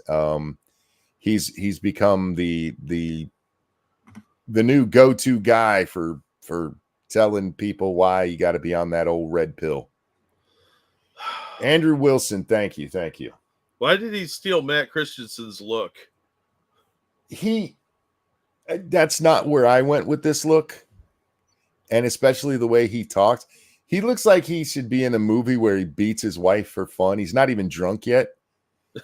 He just likes hitting her, and I'm just his look, guys. I'm not. This has nothing to do with what he says or anything. Just the way he looks. But anyway. They offer nothing. I don't think that's fair to say they offer no prescriptions for marriage at Okay. all. Well, then, okay, Lauren, why should a secularist man get married? I saw him say this on the whatever podcast as well. Why should a secularist man get married? Oh, he said secularist? Yes. That sounded like does he have a speech impediment or something? I don't want to be a total asshole. Have you never seen this idiot before? No, I have no idea who this guy is. He looks like a gayer Matt Walsh. Take 2017 Destiny and turn him into a 45-year-old smoker. But who doesn't really like women. There you go. Okay. But why should a secularist man get married? Hang on to that word for a minute. Give me one good reason. Well, I think that having children is a very good and very important one. Why should a secular man want children? Why would you want a secular man to have children? Why should a secular man have children, Jack? If you don't believe in God, you shouldn't have kids. Well, you will be calling out to God a lot with your kids. So and that. Andrew, you fucking coward. Just say Christian because you don't actually mean secular. Because I dare say you don't think Jews are going to heaven and they're secular. I'm sorry, non-secular. What about the Arabs and their little silly Islam? That's secular or non-secular. What about the pagans? What do they do? He's using the word secular to mean non-Christian, which, yeah, secular people are non-Christian, but so are Muslims and Jews and, Taoists and everybody who's not Christian. Anyway. Well, because I mean, aside from the general decline in birth rates, which I think is a pretty important one. To continue to reproduce? That seems like a good idea to you? Yeah. See how deep thinking he is? Oh yeah, balls deep. If he had a millimeter Peter. So far he's just sort of annoying. He is just annoying. Yes, I think even if you are not Christian, you probably should have kids. We're at a point that is their marriage valid if it's a secularist marriage to begin with, Lauren? Is their marriage valid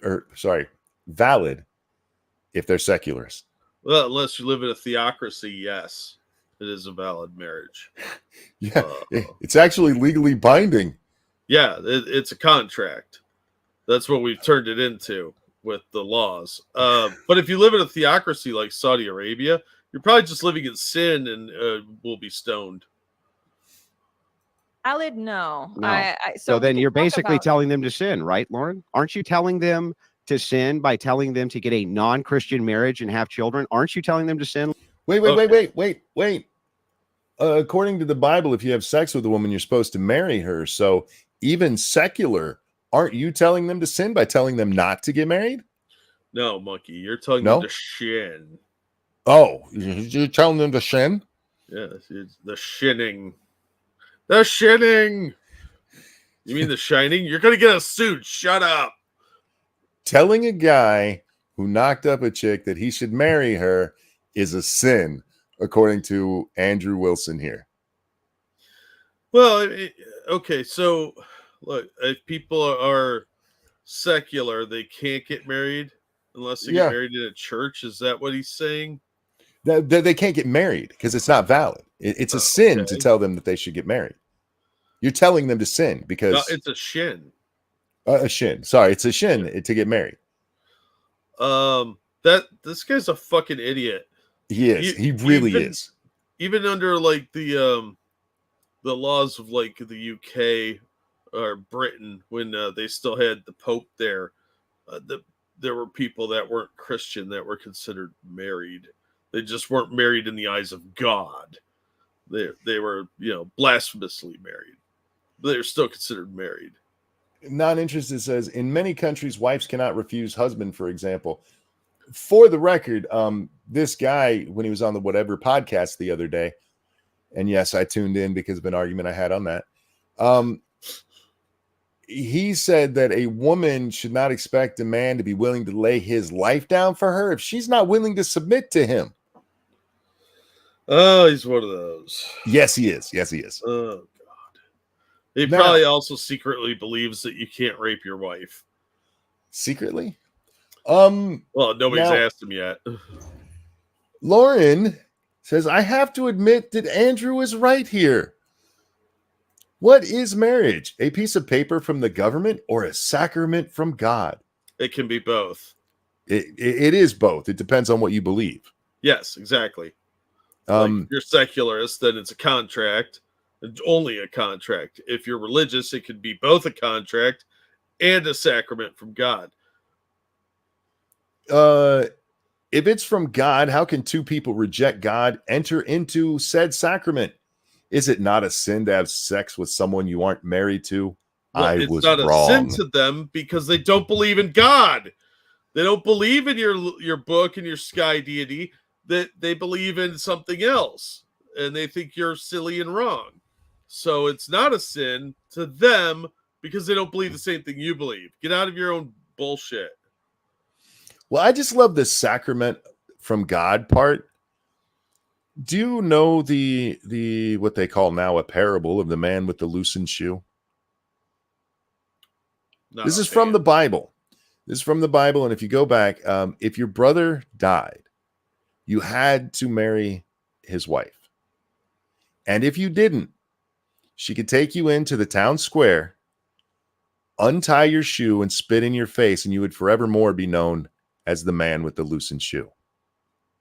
This is a real thing. Look it up. I'm not making this up. And that is a sacrament to her, that you have to marry your brother's wife. Does that seem like a sacrament? That seems like an obligation, honestly. Yeah, that was meant to like keep families together so that the kids were still legitimate and she would starve in the street. Kind of Look, thing.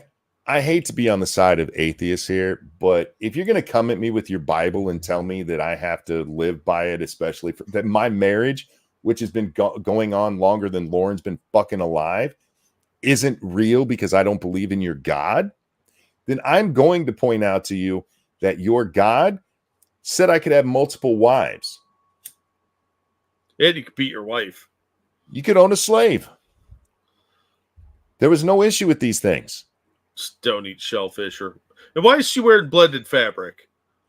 Do you think Andrew there's ever had pork? Do you think that she had permission from her husband to talk to another man without him being present? Right? But it's amazing. No, not that part of the Bible. Not that part. See, there was the New Testament. Yet one, Jesus was specifically asked about the man with the loosened shoe. And you know what his answer was? I don't know. I'm paraphrasing, but it basically is, I don't know. Kind of just sort of custom. Yeah. I mean, it's not until, Jesus comes along and you get souls that live forever, because you didn't in the Old Testament. You from ashes to ashes, dust to dust. You didn't have that soul. So once people kept their soul, like, well, what happens when I go up to heaven and I had to marry my brother's wife and he's there? This is going to be awkward. I'll bet. That's where that all comes from. So I look, I don't want to beat you with your own book. I really don't. How about you keep your fucking book and your religious beliefs, and that's fine. And I will have my government marriage. How about that? That's part of the cultural respect we're supposed to have. Is you don't believe what I believe, that's fine. I'm not going to force you to believe what I believe. I will encourage it. I will attempt to convert you, maybe, but you don't get to sit there and beat somebody over the head with your religion, because that's how you end up with holy wars. Mofo asks in relation to the man with the loosened shoe, what if you were already married? Remember, back in the Old Testament, you could have more than one wife. Yeah, it was considered a socially acceptable thing to bring that aspect of your family in. Yeah, so Lauren, you weren't wrong. You just got run over by a retard, man. It happens. We've all been beaten into submission by retards with experience. The notion that people shouldn't get married. Look, if you want to say they shouldn't be having sex, fine. But once they have and have kids, the idea like, no, you shouldn't get married. Yeah, you should stay separate. Let that bitch fend for herself and those kids. Good luck to them. Just name them Sue and they'll turn out fine. Is stupid. It's just fucking stupid. Well, we have to brand them all as bastards and make fun of them. So does she object to common law marriage too? I'm guessing so. Well, better take that off the books then. It's not a sacrament with God, so can't have that. Yeah, well, better upend. Gay marriage is right out the window. A lot of people's gonna lose a lot of things with this. Now, what denominations are recognized by God? Is it just the Catholics? Well, that's the other part of it, because he keeps using that term secular. And like I said, he clearly means Christian. Yeah, but what aspect of Christian? Hey, his version. That's the right one. Yeah, I don't care what you believe, but when you're saying stupid shit, I'm gonna point out you're saying stupid shit. Dudes, if you knock up a chick, the right thing to do is to marry her. You guys should. All right, it's time to grow up. We're gonna get married and make this thing work. If it doesn't work, all right, I get it. Shit happens, but you should at least try. Yeah, just for the sake of the kids, better to have two parents. Yeah, I'm just wondering if he's one of those Baptist types that you're not actually baptized unless you go dunked underwater in the river somewhere. Mm-hmm. So, because then maybe, Lauren's relationship would be considered illegitimate because she's not actually been baptized. So she's not a real Christian. Just saying. Her kids might be bastards. Yeah, it's just amazing to me what parts of the book that they absolutely maintain and which ones they don't. Well, it's a matter of convenience. And let's just overlook that a lot of stuff, especially with Moses, his entire birth story being floated down the river, is incredibly similar to Osiris's story. So we'll just ignore that. Ebony asks, why are red pillars claiming Christianity? Oh, it's actually funny because it's not just Christianity. They're latching onto two things: Christianity and Islam. Because I don't know if you know this, but people like Sneeko and Myron, they're Islam now. They're Islamic. Yeah, well, Andrew Tate became Islamic. So I'm Muslim because Andrew told me to be. Yeah, they don't know shit about the alcoholic who smokes and womanizes. Yeah. Probably eats bacon. Yeah, fuck these people and their nonsense. if it's what you believe, by all means believe it. I don't give a shit. Just don't try pushing that on. And especially, Lauren brings up a good point there. A good reason for this is because of low birth rates. Do you guys understand what happens if birth rates get too low? Society collapses because we don't have enough people to keep running it. Well, it'll at least shrink. Look what's happening in China, because China went with their one-child policy and everybody just wanted a boy so they could keep their family name going. They ran out of girls. Yeah, but historically, China invades somebody else if they have a smaller female population. Oh, wait. Oh, shit. Watch out, Taiwan. Hide your women's. Jesus isn't the Messiah in Islam, just another prophet. True. Yeah. Because they do believe that Jesus was a religious figure. He was just a prophet, not the Son of God. So that's why it just kept annoying me when he says secular all the time when he means non-Christian. Use the right fucking words. And you're right to point out which sect of Christianity, because do you mean Catholic, Protestant, the Holy Rollers, the Seventh Day Adventists? Yeah, there are a lot of different denominations, Catholics, Mormons, Baptists, that will say that you're not a Christian if you're not of their sect. Yeah. And that's been true for a long time. Even the Mormons did that before. I think most of them have done it over at least once over the centuries. But yeah, you get down to eventually, like, you start eating your own. Like, they start off by saying, "Oh, all the secularists." Then it's, "Oh, well, the Methodists are a bit shady over here, and the Presbyterians over there," and yeah, it goes on until you've eliminated everybody that's not you. All right, we got to move on and talk about the ICC, because I hate these people.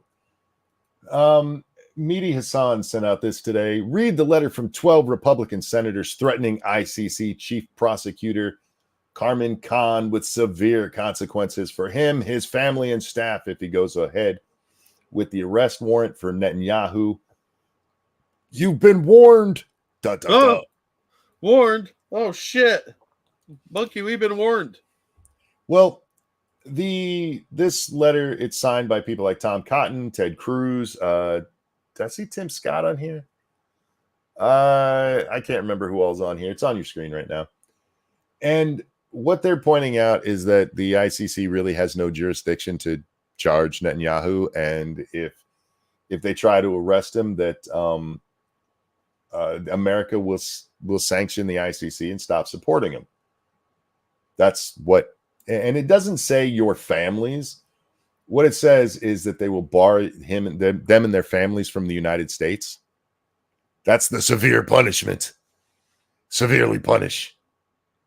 And the reason being, one, the ICC is nonsense anyway. There's a reason we're not an active participant in the ICC, Jack.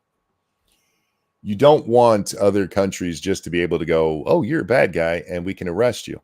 Yeah. We got this really weird idea after World War II that this is what you should do. Have this international tribunal. The problem is we all have different moralities. And I don't want the people of Germany and France deciding that one of our soldiers did something wrong that we're perfectly okay with and them putting him to death for it. That's not a thing that should be. But Edward Snowden, he said this: the ICC should respond by charging these 12 as accessories to the genocide. Oh. I just want to point out that this genocide has supposedly been going on for a long time. It's the only genocide in history that has seen the population rise. And not just rise incredibly. Y'all might, there's 2 million people in the Gaza Strip. Yeah, you know how many were there just 10 years ago? Their numbers are exploding, but this genocide is, well, it's Jews, the genocide of overpopulation. The Jews who have some experience with genocide suck at it. Yeah, they are kind of bad about it. I mean, they do. When you get them in the little room, you're supposed to fill it with gas. Yeah, fuck the ICC. The That was ICC the is problem. just another governmental thing. It's kind of like the United Nations, man, where you just have, let's call them dirty shitbags in charge and trying to tell the rest of the world what to do. We had it right. Oh, go ahead. I'm sorry. Real quick. Thank you, Frosted Glass. In case there was any doubt that I'm an evil genius, I found Cindy Machine Elf Steinberg on X and replied to her saying I love her articles. She retweeted it. The best part, the post I replied to was about how much she loves trolling conservatives.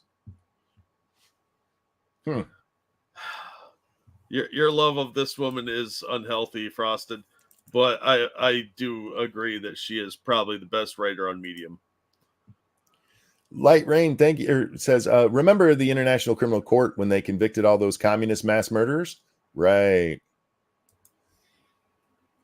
I get the idea that people want something to happen to these folks, you know, actual bad people, Pol Pot, sure. Yeah. The problem is that's not all it's used for, and it becomes very, look at what happened in America with democracy.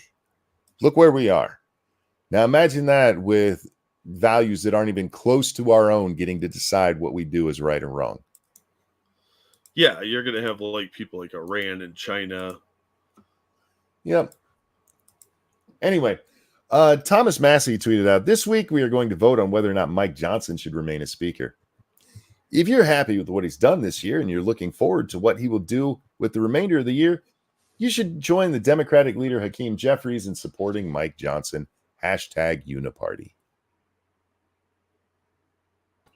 Hey, Mr. Massey. Back in January of this year, is it this year or last year? Back in January, who did you vote for as speaker? When he was kicked out, who'd you vote for as speaker?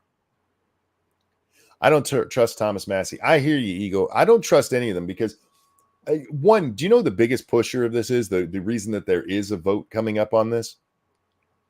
Yeah, it's Marjorie Taylor Greene. Marjorie Taylor Greene, who refused to stand with the Freedom Caucus against McCarthy way back in January. Yeah, she's sort of one of those do as I say, not as I do kind. Yeah. Like, oh, the political wind has shifted. Time to move along. And when he's removed, she voted with the party every fucking time.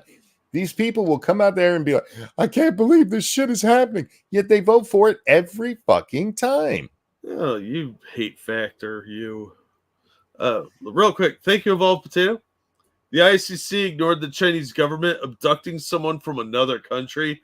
I mean, actually attacking them and stuffing them in a plane to be flown into China, never to be seen again. Fuck them and their hypocritical BS. Yeah, they did that with North Korea, too. Frosted says, I don't know who Thomas Massey is, but I don't trust him. We've watched Thomas Massey many times on this channel because he does some good stuff when he's questioning people. Yeah. Yeah, but all he's of these a politician. You should never trust a politician. Yeah, tons of these people do that. Lots of them get up there and give. The problem is we don't have enough Rand Pauls who actually stick by their beliefs, at least largely. Yeah, I don't want to say he's never voted away he said he wouldn't, but largely he doesn't. But you have these people like, I can't believe this is happening. He's just one of those Democrats. Who voted for him, dickhead? Look, the majority of the party is rhinos. They're going to get another rhino. Nope. I disagree. And you weren't here when I had this rant, Jack. Oh. The ones who we would call true Republicans, they're the rhinos now. These are the real Republicans. McCarthy is the real Republican these days. Yeah, sadly. Yeah, that's what they've become. And maybe for the majority of the population, if you compared these people to them, they would be the rhinos still. But if you look at the leaders, they're all like this. Yeah. Yeah, no matter who they kick out. Oh, sorry. I say as long as they keep their heads down, most of the time we don't pay any attention to it. Yeah. How many of those Republicans, again, going back to the fight in 2023, in January 2023 for the speakership, how many of those Republicans voted for McCarthy? There was only, what, 12 or 14 who voted against, who stayed out, or who made that drag out to the 15 different votes? It was almost entirely the Freedom Caucus, too. Yep, the rest of them were right on board. It took the Democrats getting involved to get McCarthy out of there, and they only did it as a fuck you to the Republicans. Yep. And boy, did he take it like a little pussy, too. He did, too. Come out and lie about why it was done. Yeah, and then he cried about it and quit. Like a bitch. I'm just tired of it. In all fairness, McCarthy did make a bunch of promises to the Freedom Caucus that were never kept. Yeah. I don't blame Johnson. Look, I don't blame the Freedom Caucus for eventually coming around. You can sit there and stamp your feet. Eventually, things have to move on. But these people weren't part of that, especially Marjorie Taylor Greene. She was on board with McCarthy immediately. It's why she now doesn't hang out with Matt Gaetz anymore. That's how Lauren Boebert became his little bimbo that he hung around with instead of her. You guys can check the timeline on all this. It's funny to watch. But all of them, that's why I call her the Republican AOC, because AOC is one who will go out there and stomp her feet about her liberal beliefs, but when it comes voting time, she votes how she's told to. Yep. It's rhetoric. It's nonsense. The people who are in charge, most of them, I don't necessarily go on with the uniparty thing, Jack. I just think they're similar-minded with just minor differences, but none of them give a shit about those minor differences when it comes time to daddy said to vote this way. And the only time that you're allowed, they even have to talk about when they're allowed to vote that way. Oh, we have enough votes for you to vote your conscience. It's just nonsense, man. It's nonsense. So they can beat their chest and they can kick out Johnson, and they're going to put in somebody who's just like Johnson, just like McCarthy, just like all of these assholes. And the truth is, even with Jordan, who I think probably should have been speaker, chances are he'd eventually give in too. And I'm all for compromise, Jack. But there's a difference between compromise and bending over immediately to spread your cheeks for somebody.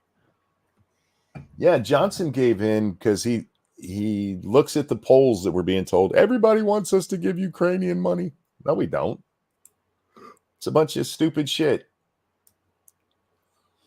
Monkey, did you see this? An army soldier has been detained by Russian authorities at the port city Vladivostok on charges of criminal misconduct. I didn't, but yeah, they're charging him. He was supposed to be in South Korea and somehow ended up in Russia.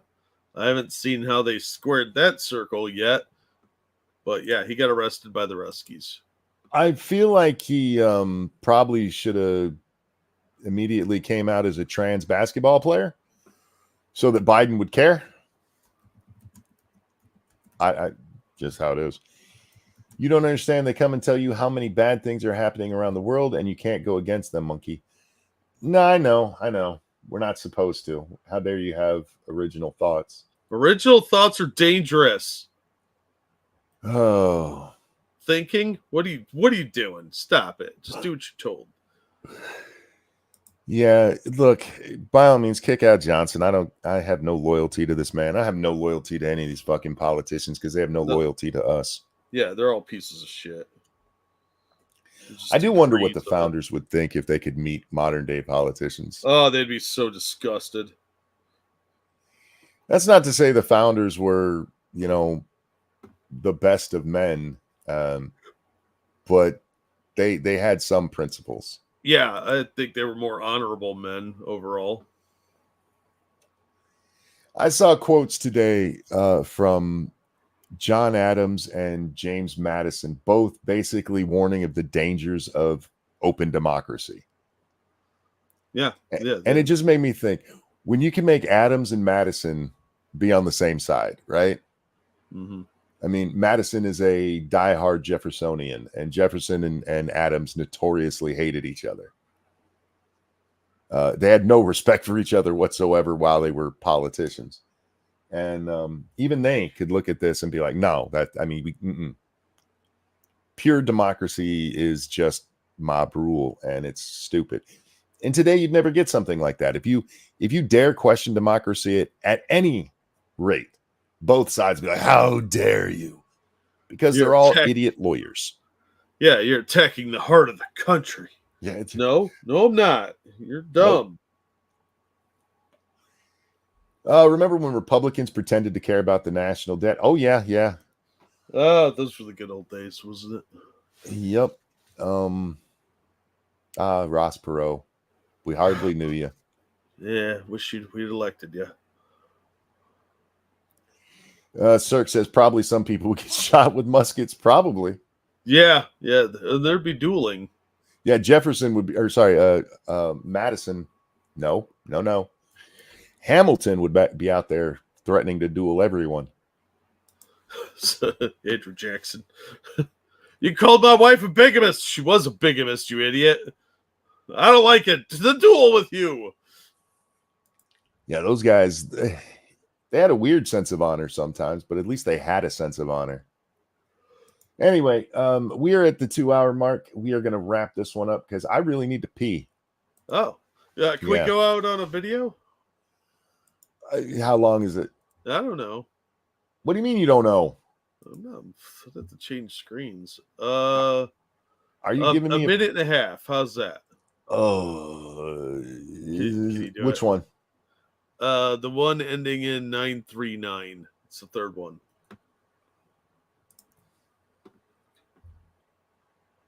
All right. Do we need? I'm assuming we're needing volume here. Yes. Make sure I have that up all the way. I haven't. Oddly, it didn't start any audio, so I don't know how loud this bitch is going to be in our ear, guys. She got a long nose. She's got a long face and neck too. Do you think the glasses make that? Because I mean, that is a really long nose. Yeah, the glasses don't help because they're huge. So, In-N-Out is one of my safe foods. I'm autistic and I'm struggling with Arfid right now pretty bad. What's Arfid? Is she going to tell me, or do I need to know what that is? Some stupid bullshit. It's made up nonsense. Just ignore it. Okay. Well, now I can't. I got to look it up. Arfid. That sounds like you were trying to say afraid. Avoidant restrictive food intake disorder. Sudden refusal to eat food. Is a fairly new eating disorder. Yeah, it means made up. Told it's made up nonsense. Children with Arfid are extremely selective and sometimes have little interest in eating food. You mean they're not hungry? Yeah, or they just don't want to eat right now because they're in the middle of Legos or something fun. Yeah, it's a bunch of made up nonsense bullshit. Okay, all right. And my husband just went, after putting the kids to bed, to go pick up In-N-Out because they don't DoorDash. And my Arfid is so bad right now that it's not even like I just need a burger and any kind of burger will do. It's like literally there's a specific one that my body will allow me to eat. Otherwise.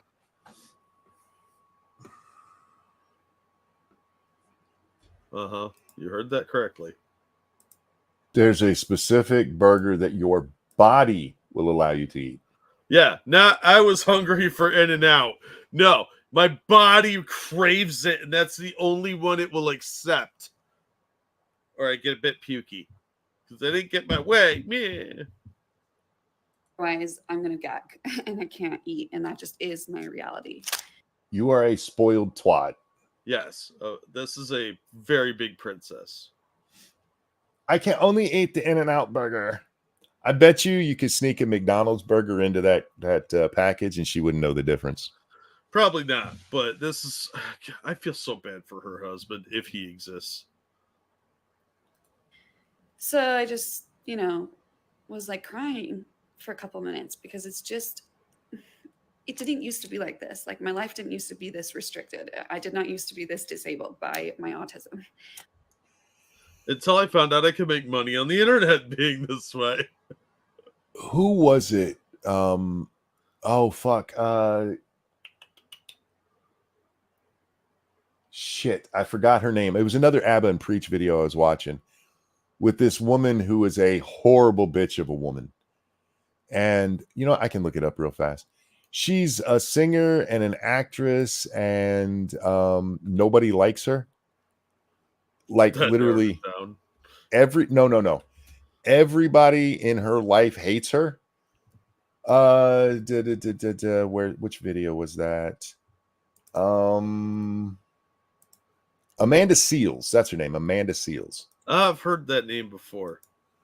And she was on Shannon Sharp's podcast the other day, and she claims that she's autistic, and he asked her if she has a diagnosis for it. We all know the answer to that. And she got pissed off. Yeah. How dare you question? And she says offline, after she has this discussion, she says over on her Twitter that no, she doesn't actually have a diagnosis. Oh, I'm so shocked. I am so fucking tired of I have this disease without people actually going to get it looked at. If you have not had and even with when it comes to autism, even if you have a doctor there, I'm going to question it. But I'm so tired of I have this. Not without a doctor's note, you don't. No, you don't. Frosted said, who's Amanda Seales? Like I said, actress, singer. I don't know her other than having watched this video. You know what? I'll toss that video into chat. You guys should watch it. This chick is fucking insane. It goes much deeper than we have any time to get into here. But there's that one. And over on YouTube, we'll throw it up there too. Check it out. It's a YouTube video. It's about 40 minutes long. But it is fucking insane how insane this woman is. Literally everybody she knows hates her. I mean, I've met people like that. Black women hate her. And look, people hate her because she's black. I'm just telling you her thing. But anyway, I didn't used to be this way until my autism. I've seen too many people. And this is kind of the same thing we see with trans parents. Where my kid is autistic. Have you actually had him checked? No, but he yells. Yeah, when you let them behave like a fucking little animal, they're going to look like they have Rain Man syndrome. Yeah, it doesn't mean autism isn't real. It just means most of the people claiming it are full of shit. Yeah. Autism is not an excuse to be a dickhead. Nope. It's odd how well we dealt with autism and ADD and all these other fucking disorders until we stopped, teaching kids to behave themselves. Yeah. Anyway, back to our fairy princess here. You are way too ugly to be catered to this much. Right? I'm sorry. I don't mean to be mean, but goddamn.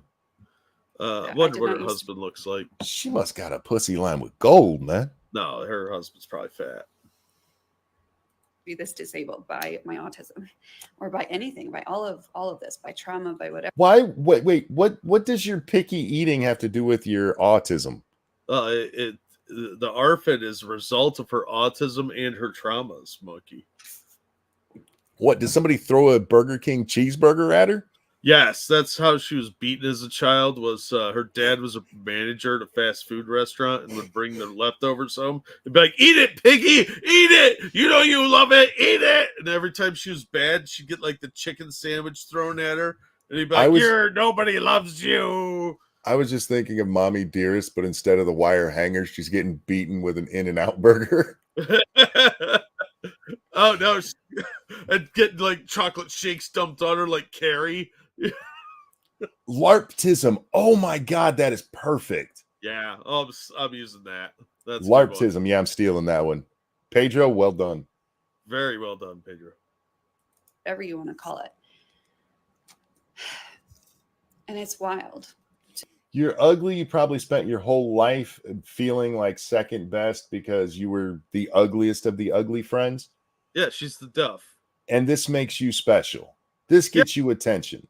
This is ugly girl syndrome. just like all these other attention-seeking things that we see people doing. All the facial piercings, the weird hair. It's all ugly chicks, or at best average, like on the low end of average too. How many of them are actually cute? Not many. The ones that are cute had other fucking problems. Food avoidance is more of a texture issue. It can also be a visual issue, can be complex, but usually a flavor and texture issue. What they're describing and what I read about there and listening to her, and even with that, what you're talking about is being a picky eater. Now, my children are much pickier eaters than I am. My youngest being the most picky. You know what he's never done? He's never used that as a way to get attention. Yeah, but they found a way. Like, oh, it gives me anxiety. I'm afraid I might vomit, or I'll get fat, or I'll lose a bunch of weight. That this Arfid thing, they've taken it to a deeper level. It's not just like, well, I don't like the texture of tomatoes. Yeah. And they're foods that I can't eat because of the texture. And it's weird because it'll be like a flavor I really like. But here's one for you. There are potato chips out there that taste just like a steak. I can't eat them, even though I love the flavor, because my brain is like, these two things don't go together. That texture with that flavor don't work. Yeah, yeah. And I love chips. I love steak. You would think I would love chip. Nope. My brain rejects it. So I get not liking textures and stuff, but that's not what these people are talking. This bitch literally will gag if she eats an exact replica of this from a different restaurant. Yes. Anyway, over on the Streamlabs, thank you, Cougar Knife. Everyone gives me what I want, so I crumble when not being treated as a crane. Yep. That's exactly what's going on here. It's all about the attention seeking. To just recognize it and just be like, wow, I feel very helpless about it. I feel very grateful that I have privilege and help and support right now through this. And you better be blowing him nightly. Right? Your pussy better be fucking good, because I doubt it is. I bet you she's like, oh, I can't suck that dick. That's not the one. I need an In-N-Out dick. Yeah. So you have to wear the Jack in the Box costume. Smash Jack.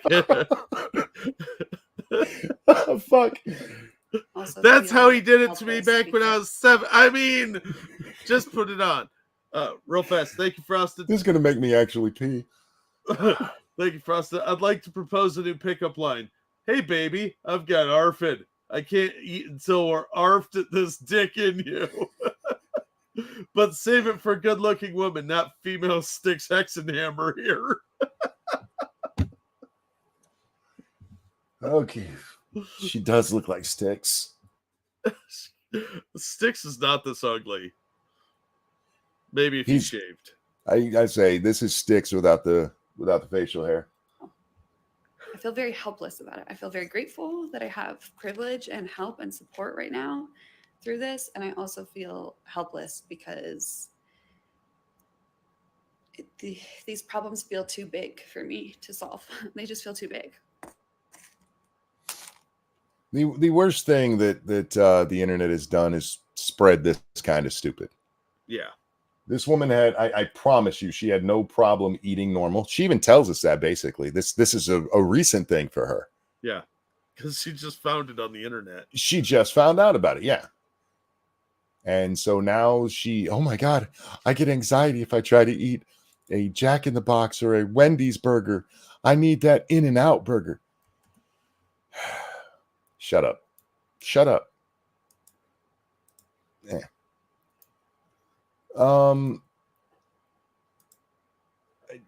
Furry, I see what you're saying there. And I'm sorry, I do not believe Arfid is a thing. Picky eater is picky eater. I like the barbecue sauce from McDonald's. I do not like it from anywhere else. That doesn't mean that I have Arfid and can only have that barbecue sauce. It means I have a preference and I don't like the other ones. That's not a mental disorder. It's just the way we are.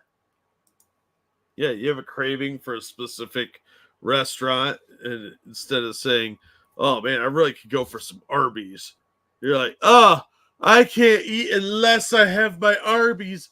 Woe is me.